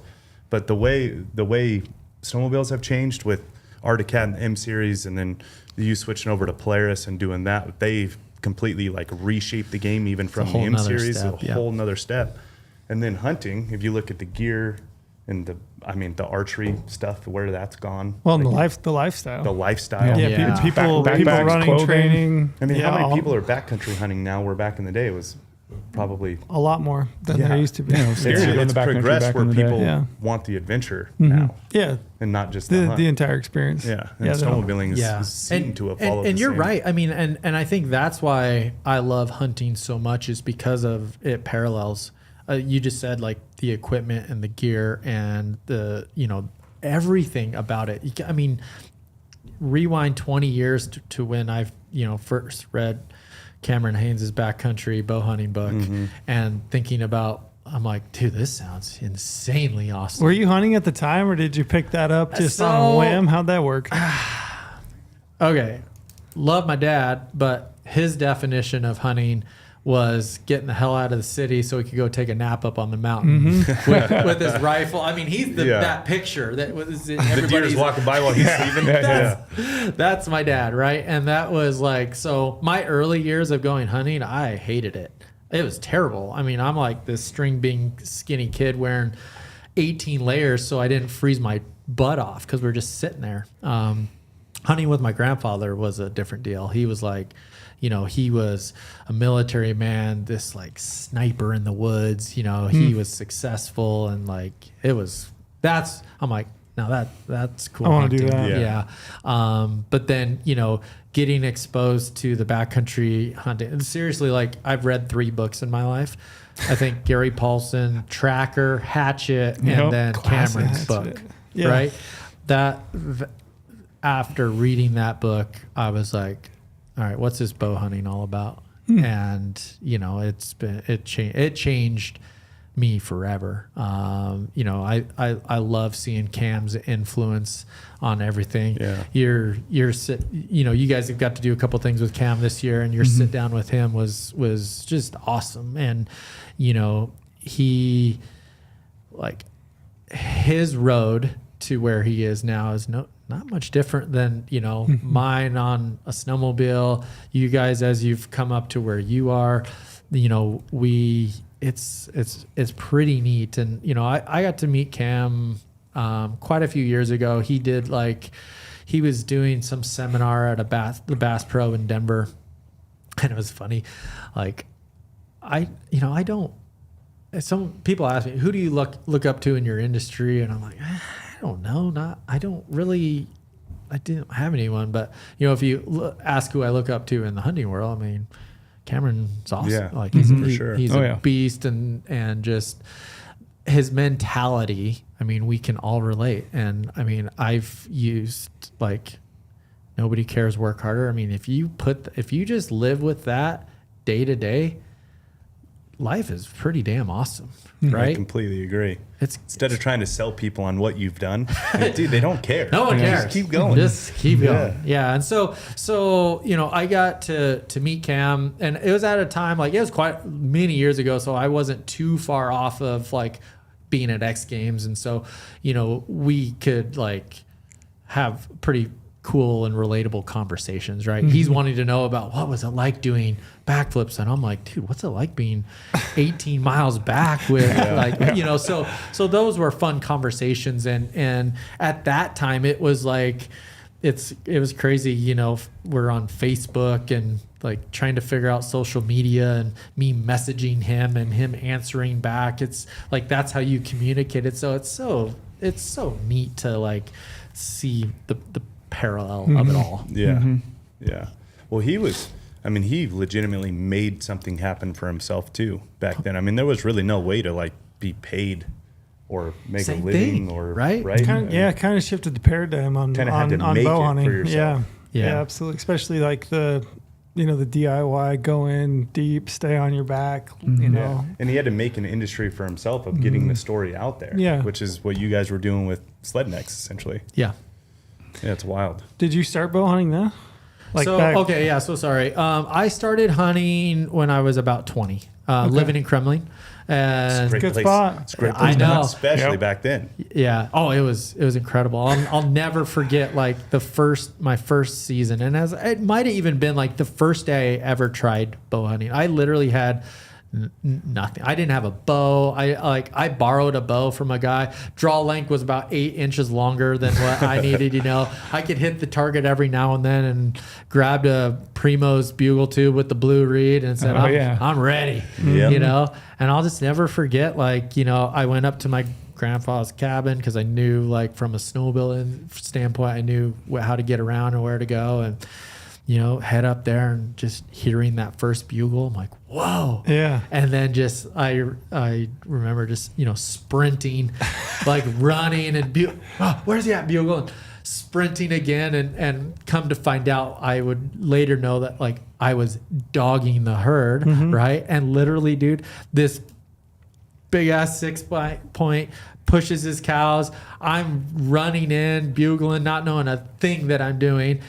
He spins around after pushing his cows, comes back at me, stop broadside 35 yards, and I totally miss him. I mean, I don't, but I mean, right, like, miss him with a big old grin on my face, like, holy shit, that was unreal. And I mean, and then I'm like, okay, where am I? How do I get back? I mean, when you start chasing elk, you kind of lose. But I knew. I mean, that was another moment. Like, I'm like, okay, this is for me. Quick little add on there. I got the first bugle my son ever heard. I have on video. It's awesome. I think that's going to be such a good. I might be putting this on him, but I think it's such a good memory for him. His face on film when he hears his first bugle is a cool. I can't Your wait to guys' show him that when video he's with older. your son was special. Thank you. Yeah, it was really cool. How does your adrenaline rank from that experience, from that bull being 35 yards and missing it, to a hill climb up something like this, or throwing a backflip? Relatable? Yeah, it 100% is. And I think this is what, like, on the sled side of things, I have done it so much. And this is what I talk to with my clients all the time. I'm here to train you at being comfortable at being uncomfortable, right? And the only way to be comfortable when you're uncomfortable is preparation. And so when, like, it takes a lot at this point of my snowmobile career to, like, get my heart going, because Really? and I the only reason I say that is, like, I seriously, and I enjoy it. I mean, Sure. You're just used to it. And you're used to it, but at the same time, like, if you break it down, like, okay, yeah, I'm going up this gnarly chute above these cliffs. I can't go left. I got to go right. And if I lose edge and fall down, I'm like, it's not good. But the way I break it down is, like, when I turn and I'm side hilling, I'm like, it's a side hill I've done seriously 4 million times, right? And yeah, it's like there's some big consequences below, but when you break it down, it's like it's kind of the same maneuver I've done 1 million times. But that's the beauty of snowmobiling, is that you will never win. You can never, like, there's still lines that I can't get up. There's mountains I can't beat. I still screw up. I get stuck. And that's what's like, I'll never win. I'll never beat it. And so, like, it never gets boring, ever, ever, ever. And so, again, it takes more to get, like, I have to seriously find, like, the absolute hardest, gnarliest line to push, which is great, right? Like, I love putting myself in those situations. What I enjoy about elk hunting is how relatable it is. But I hate that. I don't hate it. I enjoy it. Because you got to embrace the suck, right? Yeah. I've heard that. Last year I drew an awesome tag I scouted my ass off. I hunted my ass off, and I did everything right except the last part, the most important part. I shot and I missed, which, I mean, I literally replay it in my head every 7 minutes of every day. And Every 7 minutes. That's what you were texting me about. Dude. You were texting me that on Friday. Like, Dude. yep, I had that back. it was Because that's relatable. That every 7 minutes of every day. Never heard somebody say it that way, but it's true. Yeah. and like it hurt so bad to not. I mean, I had it all done. I did everything right that day. Yeah. And the bull came in. Sorry, the bull didn't come in. I got in front of the herd, which is extremely hard to do. Yes. Right? It's hard to get in front of the herd because they're playing the wind, right? So you're always chasing, always chasing. So I ended up getting in front. I knew there was this cut they had to come through. The problem is he had like 50 cows and a bunch of satellites with him. And so they're all like, it's happening so slow. You're so focused on the bull and watching the bull, and all of a sudden you're like, oh shit, there's a cow like right there and right here and right here. And the bull is like rutting and bugling and doing his thing. But you're like, I was so nervous because all of the eyes, and you know, I was able to range, and he was broadside and he didn't know I was there. And, you know, I pulled back, and when I pulled back, I could see eyes on me, and I rushed the shot and I shot under him, and it was like the worst feeling ever, like ever. I mean, like when I screw up a line snowmobiling, big fucking deal, right? Get unstuck, go back down, try to do it again. There was no like, can you please come back? Can I try that shot again? And I was so frustrated because there's so many sacrifices that you have to make to get into that position. And like this part of my life, it's sacrifices of my time with my wife, time with my kids. I mean, I had spent 26 days of like not sleeping in my tent, but like getting up every morning and going to hunt, and then coming back and working during the day, and maybe sneaking a night hunt out or going out that night so I could sleep up on the mountain to be ready for a morning hunt. But then I know I got to come back and work, right? And then I scouted like almost every morning because I knew if I just got up early, I could be back at 10, scout, and get some work done. I mean, to do that for 2 months and to have it all like happen the way it's supposed to happen, your target bull, like everything, like, and then to F it up, just, oh God. That's the thing about bow hunting. I got to take a break. No, I'm just kidding. That's the thing about bow hunting, is because the opposite side of the coin is just the most euphoric. Like it's the best feeling in the world because you did everything, and then that moment came together perfectly the way it was supposed to.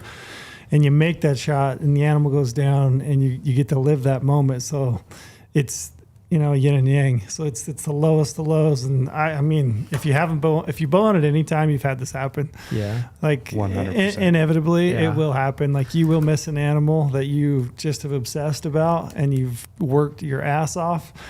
And that moment, it's so dependent on everything going perfectly. Like you can do everything that you want to, you know, that you can do, but the animal also has to do, you know, what you think it's going to do. And when that comes together, it's like this, it's so intense. And when it works well, it's the most euphoric feeling. I was telling Omar was driving back. He was scouting on the weekend, and we were talking deer because he's seen some big deer. And where were you? I'm just kidding. Sorry. He's seen some good deer, but we were just chit chatting, and basically, you know, I was like, is this the buck, you know, that you want to hunt? And he's like, yeah, I think it's a great buck. I'd be really happy with him. And I was telling him, like, for me in hunting, really in life, to be honest, like this is my very favorite thing is to find an animal. You've gone out, you've done your scouting, you find an animal and you hunt that animal. And that feeling of actually harvesting that animal the way it's supposed to is the most euphoric feeling. Yep. So, and on the flip side, to miss one is earth shattering. Yeah. Well, so I relate, I guess. Is, and you know, so the funny story about that bull is and this was like, you know, I got my whole family involved with this. So instead of going camping in our super nice RV and having a shower, like we're up in a tent because that's where we're scouting, right? And so it's like the whole summer was based around, I burned my 9 points and I want to put some time into this. And so we're staying in the tent, and I'll never, it was July 13th, 16th, somewhere right around there. And we take the whole family, we're staying in the tent, and my wife is helping glass, and so I'm looking over into one basin, and she's like, I found one. I'm like, is he pretty good? She's like, yeah, he's pretty good. And so that response didn't get me up out of my chair to come over. And she's like, hey, you should probably come look at this one. I'm like, all right. And I come down there, and I literally I almost passed out when I saw him. And I have just so much content on my phone, which is so cool now that we can do this. Sure. It's such a good thing. Yeah. So, I have that very first evening where I see this bull, and I don't know how many times I'm like, oh my God, he's big. Oh my God, he's big. And I'm like, you couldn't tell me he was like a giant, And so, from there on, we based everything off of that bull, and we would go up and glass, and she was up there with me on opening day, and we knew where he was, and I blew it. I ended up getting above him instead of below him. I just didn't read the terrain right, and ended up a little bit above him. And in the morning, the wind was going down, and she was able to watch the whole thing. It's awesome. Yeah. But then I didn't end up seeing him again until this is crazy. I was actually heading to a snowmobile event, which is in the middle of September, which is terrible. Yeah, you gotta change that. Gotta change that. So I'm in Denver. I stopped off at Qdoba, good food fast. Not sponsored by them, but Not yet. and I'm in line, and I get this notification. I had some game cameras set up, and I get the notification, and I'm in line, and I'm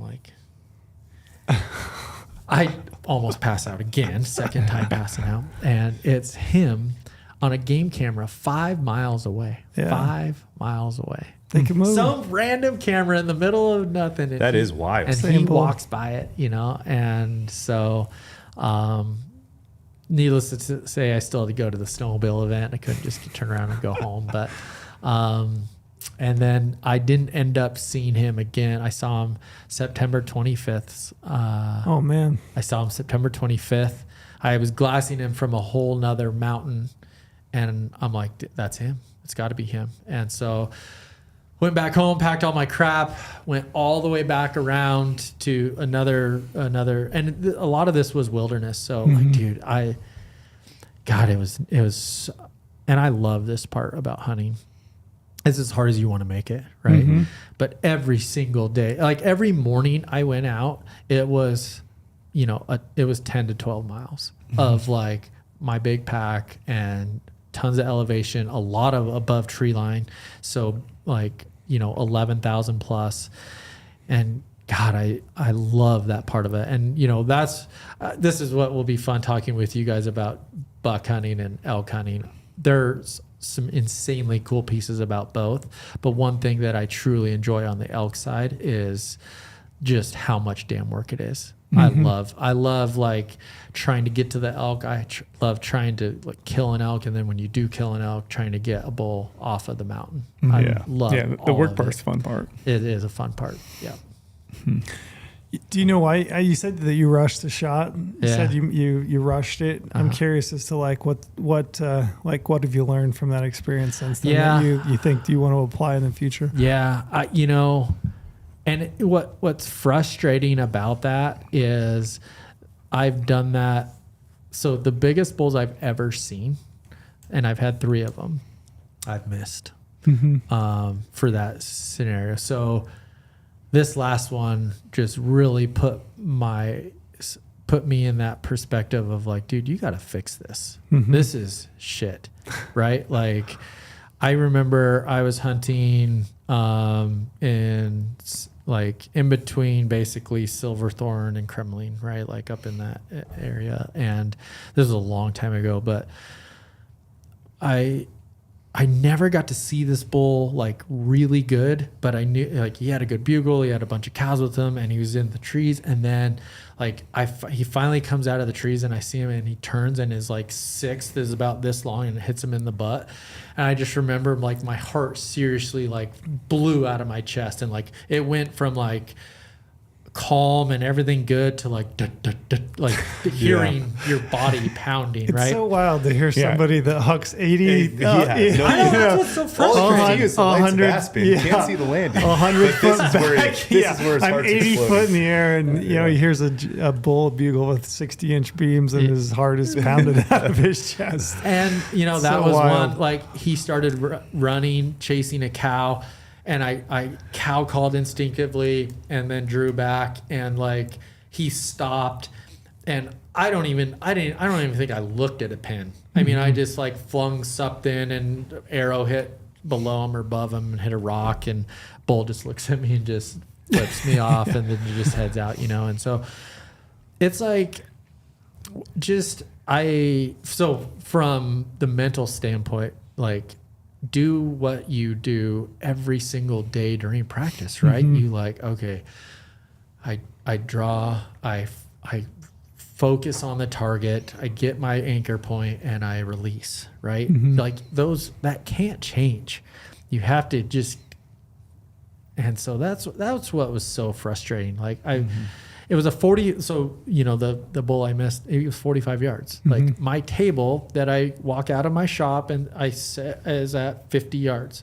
I've shot 50 or 45 thousands of times over last summer, right? And it didn't matter. I mean, I split the wrong pins. I did something stupid, right? And so, you know, I like from a mental standpoint, I need to lock onto the target, ensure everything feels the way it should feel, and then like succeed. Yeah.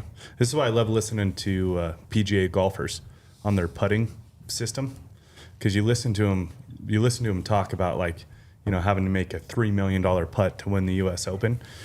And what it comes down to for them is just that process where it helps them get out of the mindset of this is a $3 million putt to win the U.S. Open by going through their process. Okay, take 4 steps back, touch the ball twice. Like it gets them in an opposite mindset, so they kind of lose that noise of what the reality is of like what could possibly happen. And that's what I've found with hunting is that process of like drawing back, finding my anchor point, counting each one of my pins. So 20, 30, 40, I always like go through my pins to make sure I have the right one. You know what I mean? Yeah. And not to say I do it good every time or do the full process every time. I definitely did it on my stone sheep in October and got lucky enough and hit them.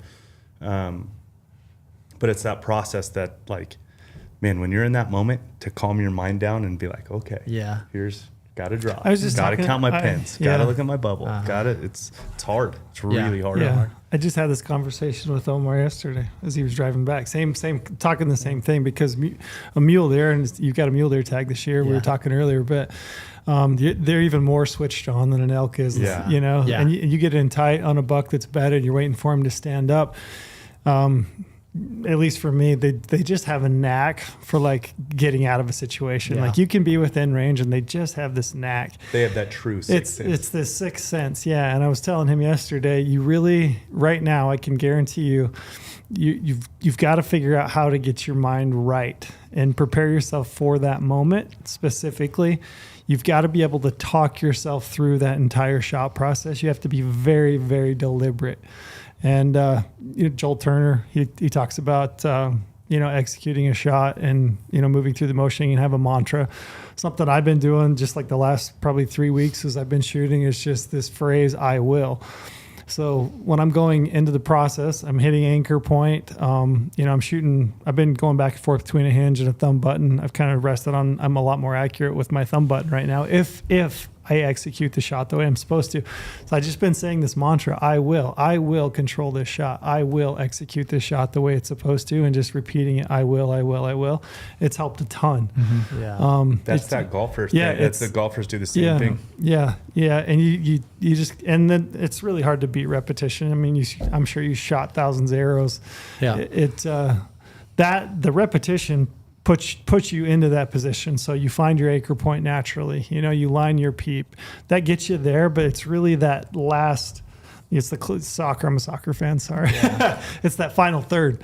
It's that last finishing no move. one's hitting on the soccer. Nobody's I'm on with the you, table. Trail. Yeah. Omar I knows. played soccer My my dog. whole life. You did? Yeah, I did. See? Oh, okay, I was wrong. It's that wrong. final third. It's those last. You lost Brady and I. Yeah, Yeah, I have sorry. known nothing. You find your anchor point. Everything is lined up the way it's supposed to. It's that final closing third, controlling your mind and your emotions to then being able to Release slow things wind. down and execute a shot. Well, and I guess, and that's what even makes a missed opportunity so much more frustrating because, the 12 bulls or how many ever, like I've been successful, which has been so awesome, right? Like all those, I have that feeling, right? Everything's slowed down. Yeah. Like everything happened the way it was supposed to. The shot felt so money and the arrow went exactly where I told it to, right? Like, how could it be perfect in some, and then some you don't even know what the hell pin you were looking at, and so it's getting control of that, and so I'm pretty new to the velvet buck deer hunting. Like I drew my first tag in 20, had an incredible hunt that year. Crazy story. Didn't actually end up getting one, but had a good hunt, had a shot at one. 21, I did get my first velvet buck, which was awesome. And it was one of those ones like, is this real? Is it happening just like this? Yeah. And it the buck didn't know I was there. One buck was pinned on me, but he was focused on the other buck. He literally stood up out of his bed. I'm above him, shoes off, and just I'm like, holy shit, he's right there. And I just shot him. Yeah. And the arrow went through him and the arrow was sitting in his bed. Yeah, that's so cool. And I was like, and the 3 prior busts before that, I thought I had everything perfect, right? It was the stock from above, they're below. God dang, that wind is tricky. Yeah. It is I mean, tricky, that man. one, it's been blowing up for 2 hours and it goes that way just for a second. And they pick up on it. Holy immediately. cow. Sound It's wild. too. I mean, And, there's and we, we all, every time you feel that, you're like, uh-oh. Yeah, you just right? feel the hair on the back of your neck. You're like, oh shit. That's why you need longer hair so you can tell a little Tell. bit easier. That's Yeah. that's That's what the trick. Brady's. Yeah. That's Brady's trick. So, yeah, it is that feeling. Yeah, that's awesome. It makes me excited. Yeah, I mean that my stone sheep was. I honestly couldn't tell you what pen I used. Yeah. because it's one of those things where I had 2 stocks previous and everything was right. And in my mind, I got ahead of myself. I always try to not let myself get ahead of me, and that's what my mind will do is put myself way into the future of how it's going to go down. So then I have these preconceived thoughts of what's going to happen, and it never really does, right? So my mind will kind of spin out a little bit. You're taking harvest photos. Not necessarily that far, but I only say it because I've done it. I've been there. I've been above a buck and been like, "Oh, this I'm going to looks- set this buck gonna up look like so this. great. Yeah. Look at this landscape. Yeah. This is going to be incredible." Mine was more so like, oh, I am gonna kill a stone with a bow. Like this is something I really want to do, and it didn't work out. And I thought I had everything. Well, my 3rd stock, the whole time we're stalking, I'm like, there's no chance we're getting on these ramps. There's no chance. We're above timberline. The other 2 we had down right on timberline, so we had tons of cover, tons of break in the mountain. We're up on this big plateau now, no tree, not a bush more than 3 inches in sight. Ptarmigan flying everywhere. Yeah. There's no way. There's no chance we get on these ramps. Well, next thing I know, we're at 100. Next thing we know, we're at 60. Next thing we know, we're at 52, and they're bedded. And it's like, oh, this is right now. So when I draw, laying down, break the skyline, all 8 rams stand up, and the 3 on this side and the 4 on this side split, and my ram's standing right in the middle, No perfectly way. broadside. I can see hoof to top of the horn. I can see his full body surrounded by skylight. Nothing in the way. So I immediately just anchor point release. Couldn't tell you what pin I used. That's when I broke every part of my. I just couldn't believe that it happened. So I was in the wrong mindset the whole time. I just never thought it was going to happen. And luckily, I somehow made a decently good enough shot where I busted out his front shoulders and came out his chest, and yeah, he was dead in like 30 yards, 40 yards. Wow. But I couldn't believe it. Then we're sitting there talking. He's, well, where'd you hit him? I'm like, I have no idea. I honestly couldn't tell you where I blacked out. Yeah, I couldn't tell you where I held. I have no You idea. talk to so many people that's their reaction. Like, oh, where'd you hit? Why'd you miss? I don't know. I just blacked out. That was. It's like that situation it's so overwhelming. That is the one true situation in my mind where I can tell you I fully blacked out. Yeah. I can't tell you anything about that shot. Nothing. I can relate to, I feel like I can focus on what, like if the arrow hit or anything like that, but several times, like what pin did you use? I don't know. I honestly, I don't know. I mean, I ranged him. So like I knew the number, and hopefully your mind takes Your over. subconscious. Yeah. And Yeah. if an elk's on the ground, it It did. had to It have worked worked. out. Yeah. But it's crazy, man. And so like you're asking, you're like, oh, how does it relate to? I don't end up blacking out in any time snowmobiling. Oh, so I would. of not I would. remembering Some of how this- something. I would. Yeah. Some of the stuff I've seen you do, the hill climb stuff, scares the shit out That of me. doesn't Really? scare me. The crazy Dude, side when he hills goes up are the the scary side ones. when he hills goes are up a big awesome, old man. chute and then he's like almost vertical and then just kind of hooks Here's it the thing. over and back down. Here's the thing with a Hard snowmobile. no. Going up, very easy. A lot of people could go up, in my opinion. Like going up You is go the up, easy. yeah. Going up is The going down can get tricky. really tricky. Yeah. And then the side hills, if you lose an edge or if the weight, Yeah. if the weight starts going the wrong way, to recover it That for whole me. gravity thing, you know, Yeah. To It's- recover it's that weight, undefeated. it is wild. That's Yeah. where I'm the most scared is And on you toss it all those master trees. side hills with huge goalies that you're never going to get out of if you do roll down into it. It's like that's where I get nervous. That's Just- the one. Yeah. It's just crazy that something that is seemingly so extreme, you know, and then you relate that back to hunting and you're like, these are, Oh, the one that has like life-threatening consequences. yeah, that's what I'm saying. It's so wild. It's so cool that people, that you've been able to mentally, like, in just repetition, you've done it so much that you just, So this even is when you're natural. like doing those backflips and all that stuff, you still can recall. You never blacked out when you were scared to death. You could recall all the feeling, all the what went wrong. Man, composure. yeah. Yeah, I would not. No, That's I crazy. wouldn't go to. That cool. is wild. But you put a big old bull or buck in front, stuff goes sideways. Different story. Yeah, That's why it's so addicting. it is. is, It yeah. is. Yeah. Yeah. And- You've been out scouting already this summer, it looks like? Yeah.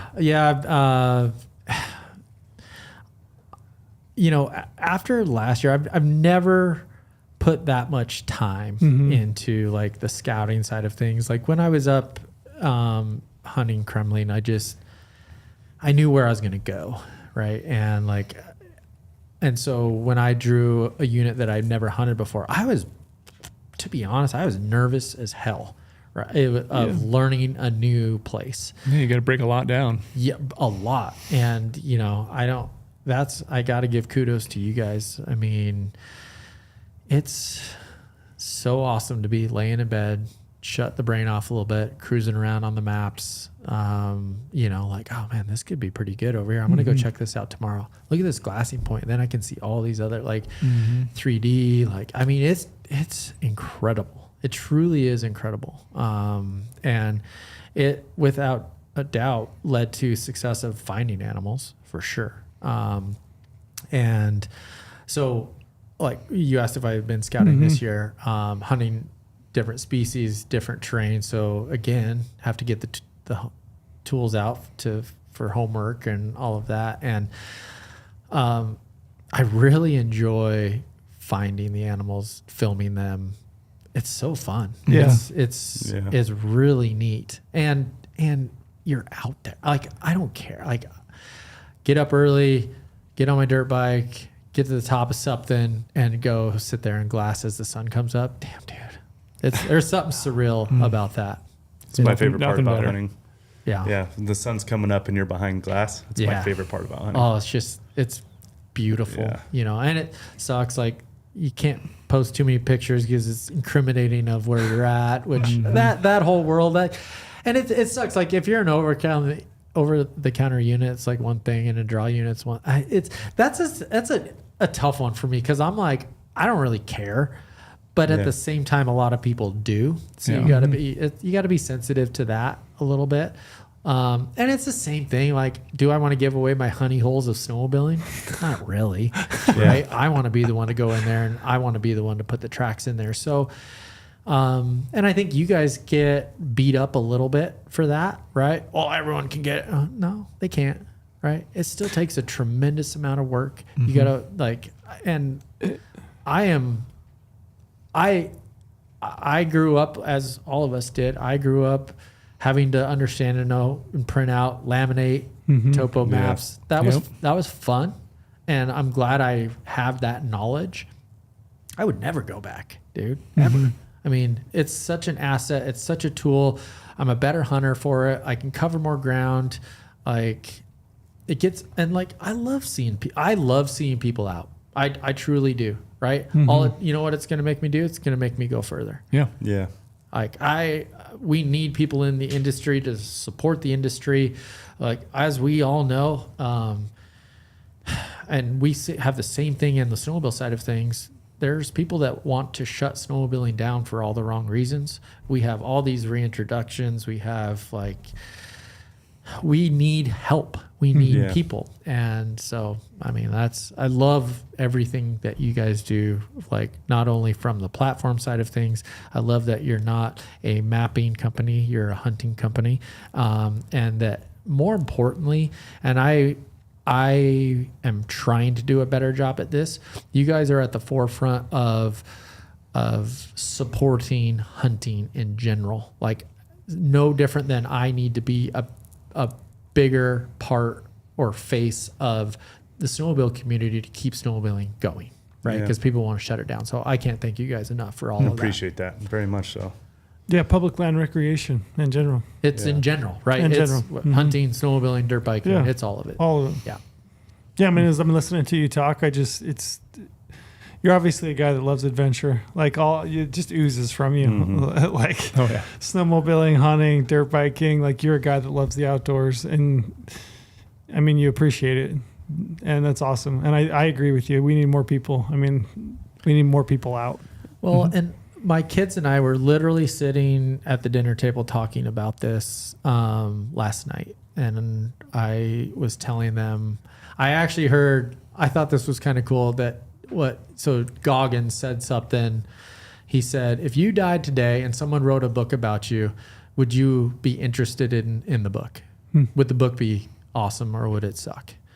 And that's what I was telling my kids. I'm like, we want to live our lives, right? And, my kids, when I told them, I'm like, if you guys, you're not going to die, don't worry. But if you guys died today, what would your book be like? And they're like, oh, we haven't done much. I'm like, see, that's their perspective. I'm like, Kinley, you've helped pack out 3 bull elk, right? And she's got her own dirt bike. She's got her own dirt bike. My son, unfortunately, is down this freestyle path. Oh boy! Right? Oh, no. which is terrible. Oh no! Oh boy! And he loves it. And I'm like, dude, Stry, you're like insanely good on your dirt bike. You have 3,500 miles on your dirt bike around like a quarter-mile track, right? I mean, you guys live with that word adventure every single day. We love the mountains. We live in the mountains. And, like, they were born into it.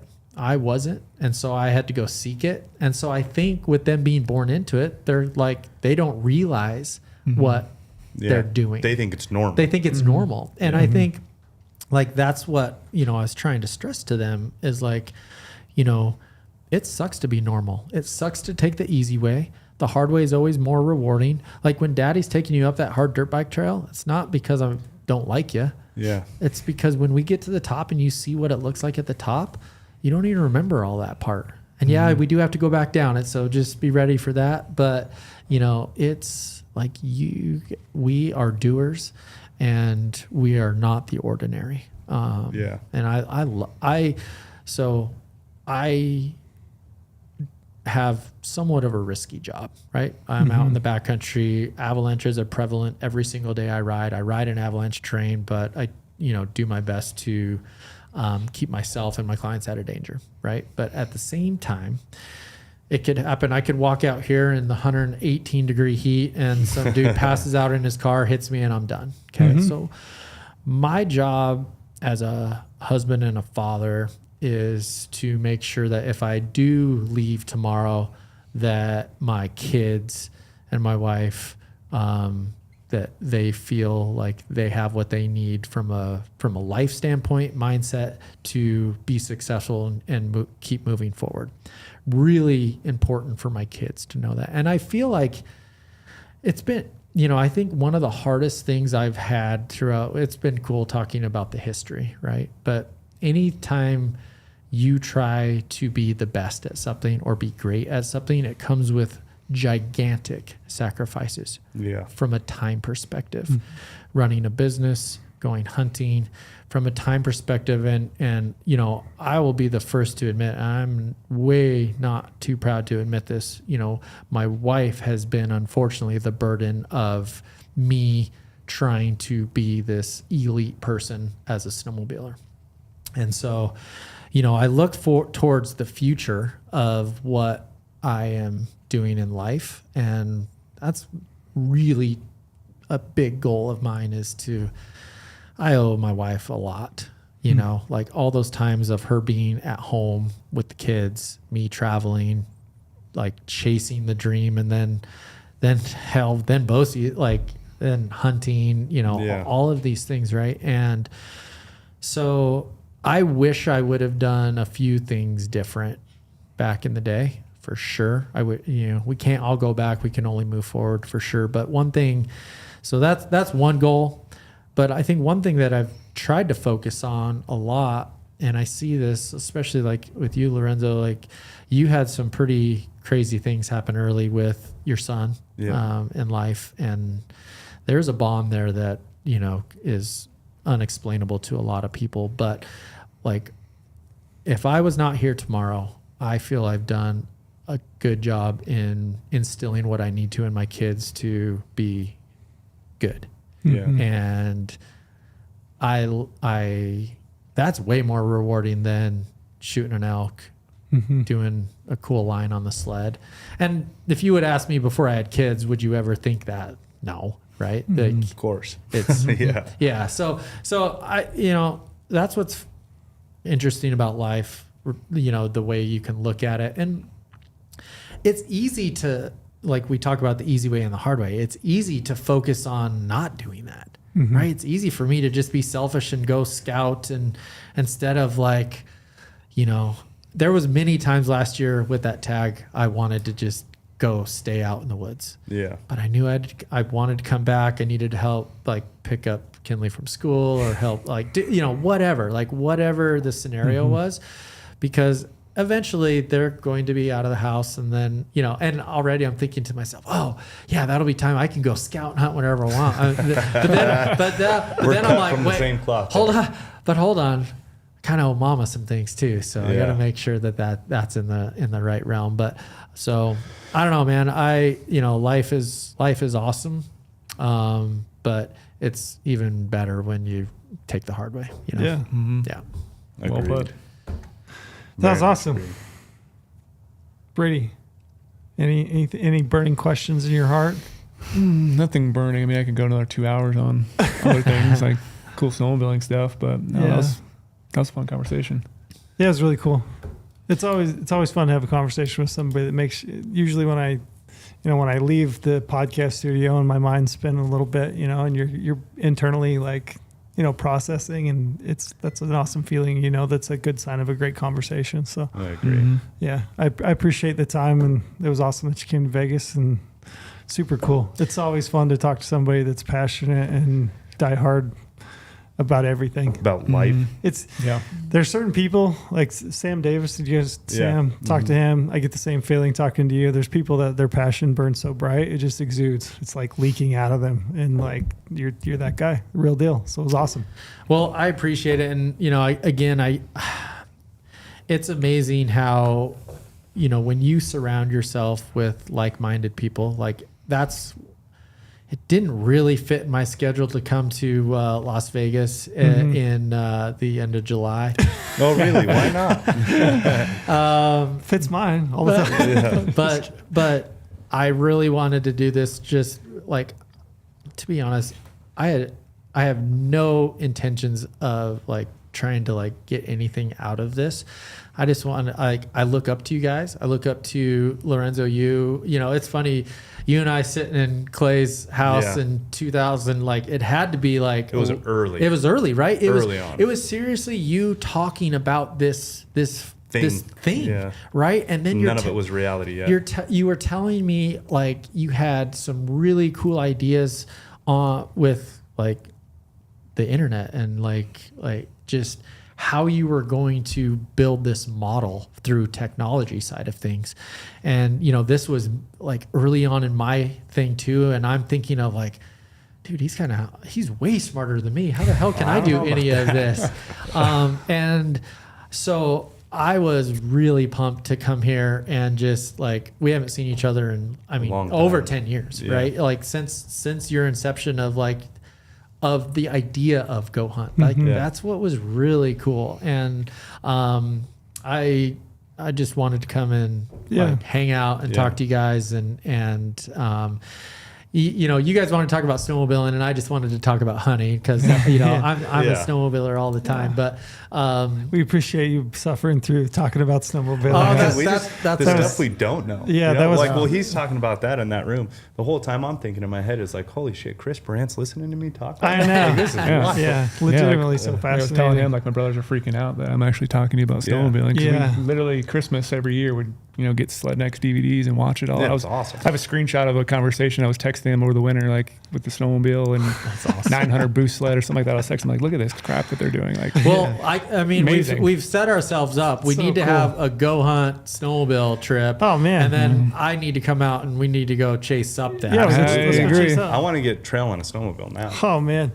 I do want to go. It looks incredible. It is incredible, and I know a fairly good teacher. So, you know, and I'm telling you, like, it takes just a couple little things. You have no bad habits. It'll probably be easier to teach you than you. Yeah, for sure. All the bad habits. I got a lot of bad habits. Yeah. But, you know, once you're in that, like, that same type of terrain that we just live for, right? Like, it's pretty addicting. Tell us about your business real quick. Just keep plug it. Yeah, I mean, I do have like the best job ever. I own a company called Burandt's Backcountry Adventure. It started off as, how do I get paid to go snowmobiling? Well, I think I can teach people how to ride, show them all this crazy cool backcountry terrain that you can access now with a little bit of technique. And so that's how the business started. And then just like anything, try to grow, adapt. Again, I'm not kidding you. That conversation I had with Lorenzo back in 2011, 12, it had to be somewhere right around there about, you know, online business and sales and all that stuff. That has definitely that fueled the fire. So we also have a small online store that, you know, we take a lot of pride in. We don't, just like you guys, we don't sell a ton of junk. We just sell the stuff that makes your experience better, right? I mean, we see so many times, and all of us have seen this, where I'll get a guy who shows up with, you know, he had to buy every widget and gadget, and like he shows up and his snowmobile is worse than stock. Like, you literally paid money and it's hurting you. Stop that, right? That's something that we take a lot of pride in. I'm like, hey man, like, the snowmobiles are so good, just like a bow, right? Like a bow, this, like, you can screw up a bow easier than you could make a bow really good. And so, you know, we take a lot of pride in, we spend a tremendous amount of time on the snow. We know what works, and that's what we want to, you know, steer people towards. So if somebody wants to come ride with you, how do they get a hold of you? Yeah, chrisburandt.com. It's pretty simple. We're in a pretty fortunate place. We have, you know, now we have literally repeats that come. Yeah, I bet. They've been coming for 6 and 7 years. It's like getting paid to ride with friends. And That's awesome. they no longer come just to ride with me. They come because, you know, the food is awesome. The adventure is first class, and they get something out of it. And I think that's the biggest thing. That's what we learned. The early years was, our motto, can you hang, right? Like I was just there to show people like this new style and get them stuck. The return rate wasn't super great. I can imagine getting stuck, kicking out a sled. When we actually kind of started to really take a lot of pride and it makes you feel really good when people get something out of something. And your guys' I look at your business model, the rewards program, just everything. It's a privilege that these customers are coming to us, and we should think of it as that. They don't owe us anything and they can go buy somewhere else. But, being thankful and appreciative and showing them that is how we believe, I think goes a long way. Yeah. So thanks. Right on. That was awesome. Clay keeps wanting me to go ride with him, and I'm too nervous. Oh, Dude, really? just do it. I want to now. Man, I Sounds don't like know. fun. Sounds like we're The going. shit that they ride is a little different. Than Is it winter yet? Sounds like we're going there. All right. And when? Gotta do it. January, February? Yes. Okay. We'll see. We you. have see, We'll and, see you in a and few I mean months that is one of the cool things about snowmobiling. I literally rode Halloween and I put my snowmobile up like June 20th. it's crazy. Archery season, that 4 weeks, that's terrible. I need Yeah. I want That's why we're so fanatical about it, though. Yeah, it is. Yeah. It is. But I mean, again, snowmobile season's for like a long time. It is a long time. And Nevada has some killer riding. Yeah, I've never ridden in Nevada, but I do know a lot of people who do. Yeah. And they say it's incredible. It is. It is. But southern, I mean, anywhere's, and this is the beauty of snowmobiling. You need like a north-facing slope with trees and snow. Like, there's a lot of that everywhere. Yeah. So it makes it pretty fun. We didn't hit promo, did we? I'm going to be in trouble. What are we? 3 hours in? 2 hours? This is a long one. No, Sorry, we're guys. good. No, it's promo, like you said, point system. You guys can sign up with the promo code podcast. We'll give you $50 back in the Go Hunt Gear Shop. Also, shout out Sig. Sig is a sponsor. So, and I appreciate the conversation. I did too. That was awesome. That was really good. Yeah. Really cool. Thank you. Thank Do you, you guys. use Sig binos? What? That's my like. Okay, so we got to go down this hole. Yeah, we're good. Yeah. Yeah. They have changed. It was like, so whatever old chassis, the M chassis, right? Those were my Swaros, right? I'm like, oh, this is the best thing ever.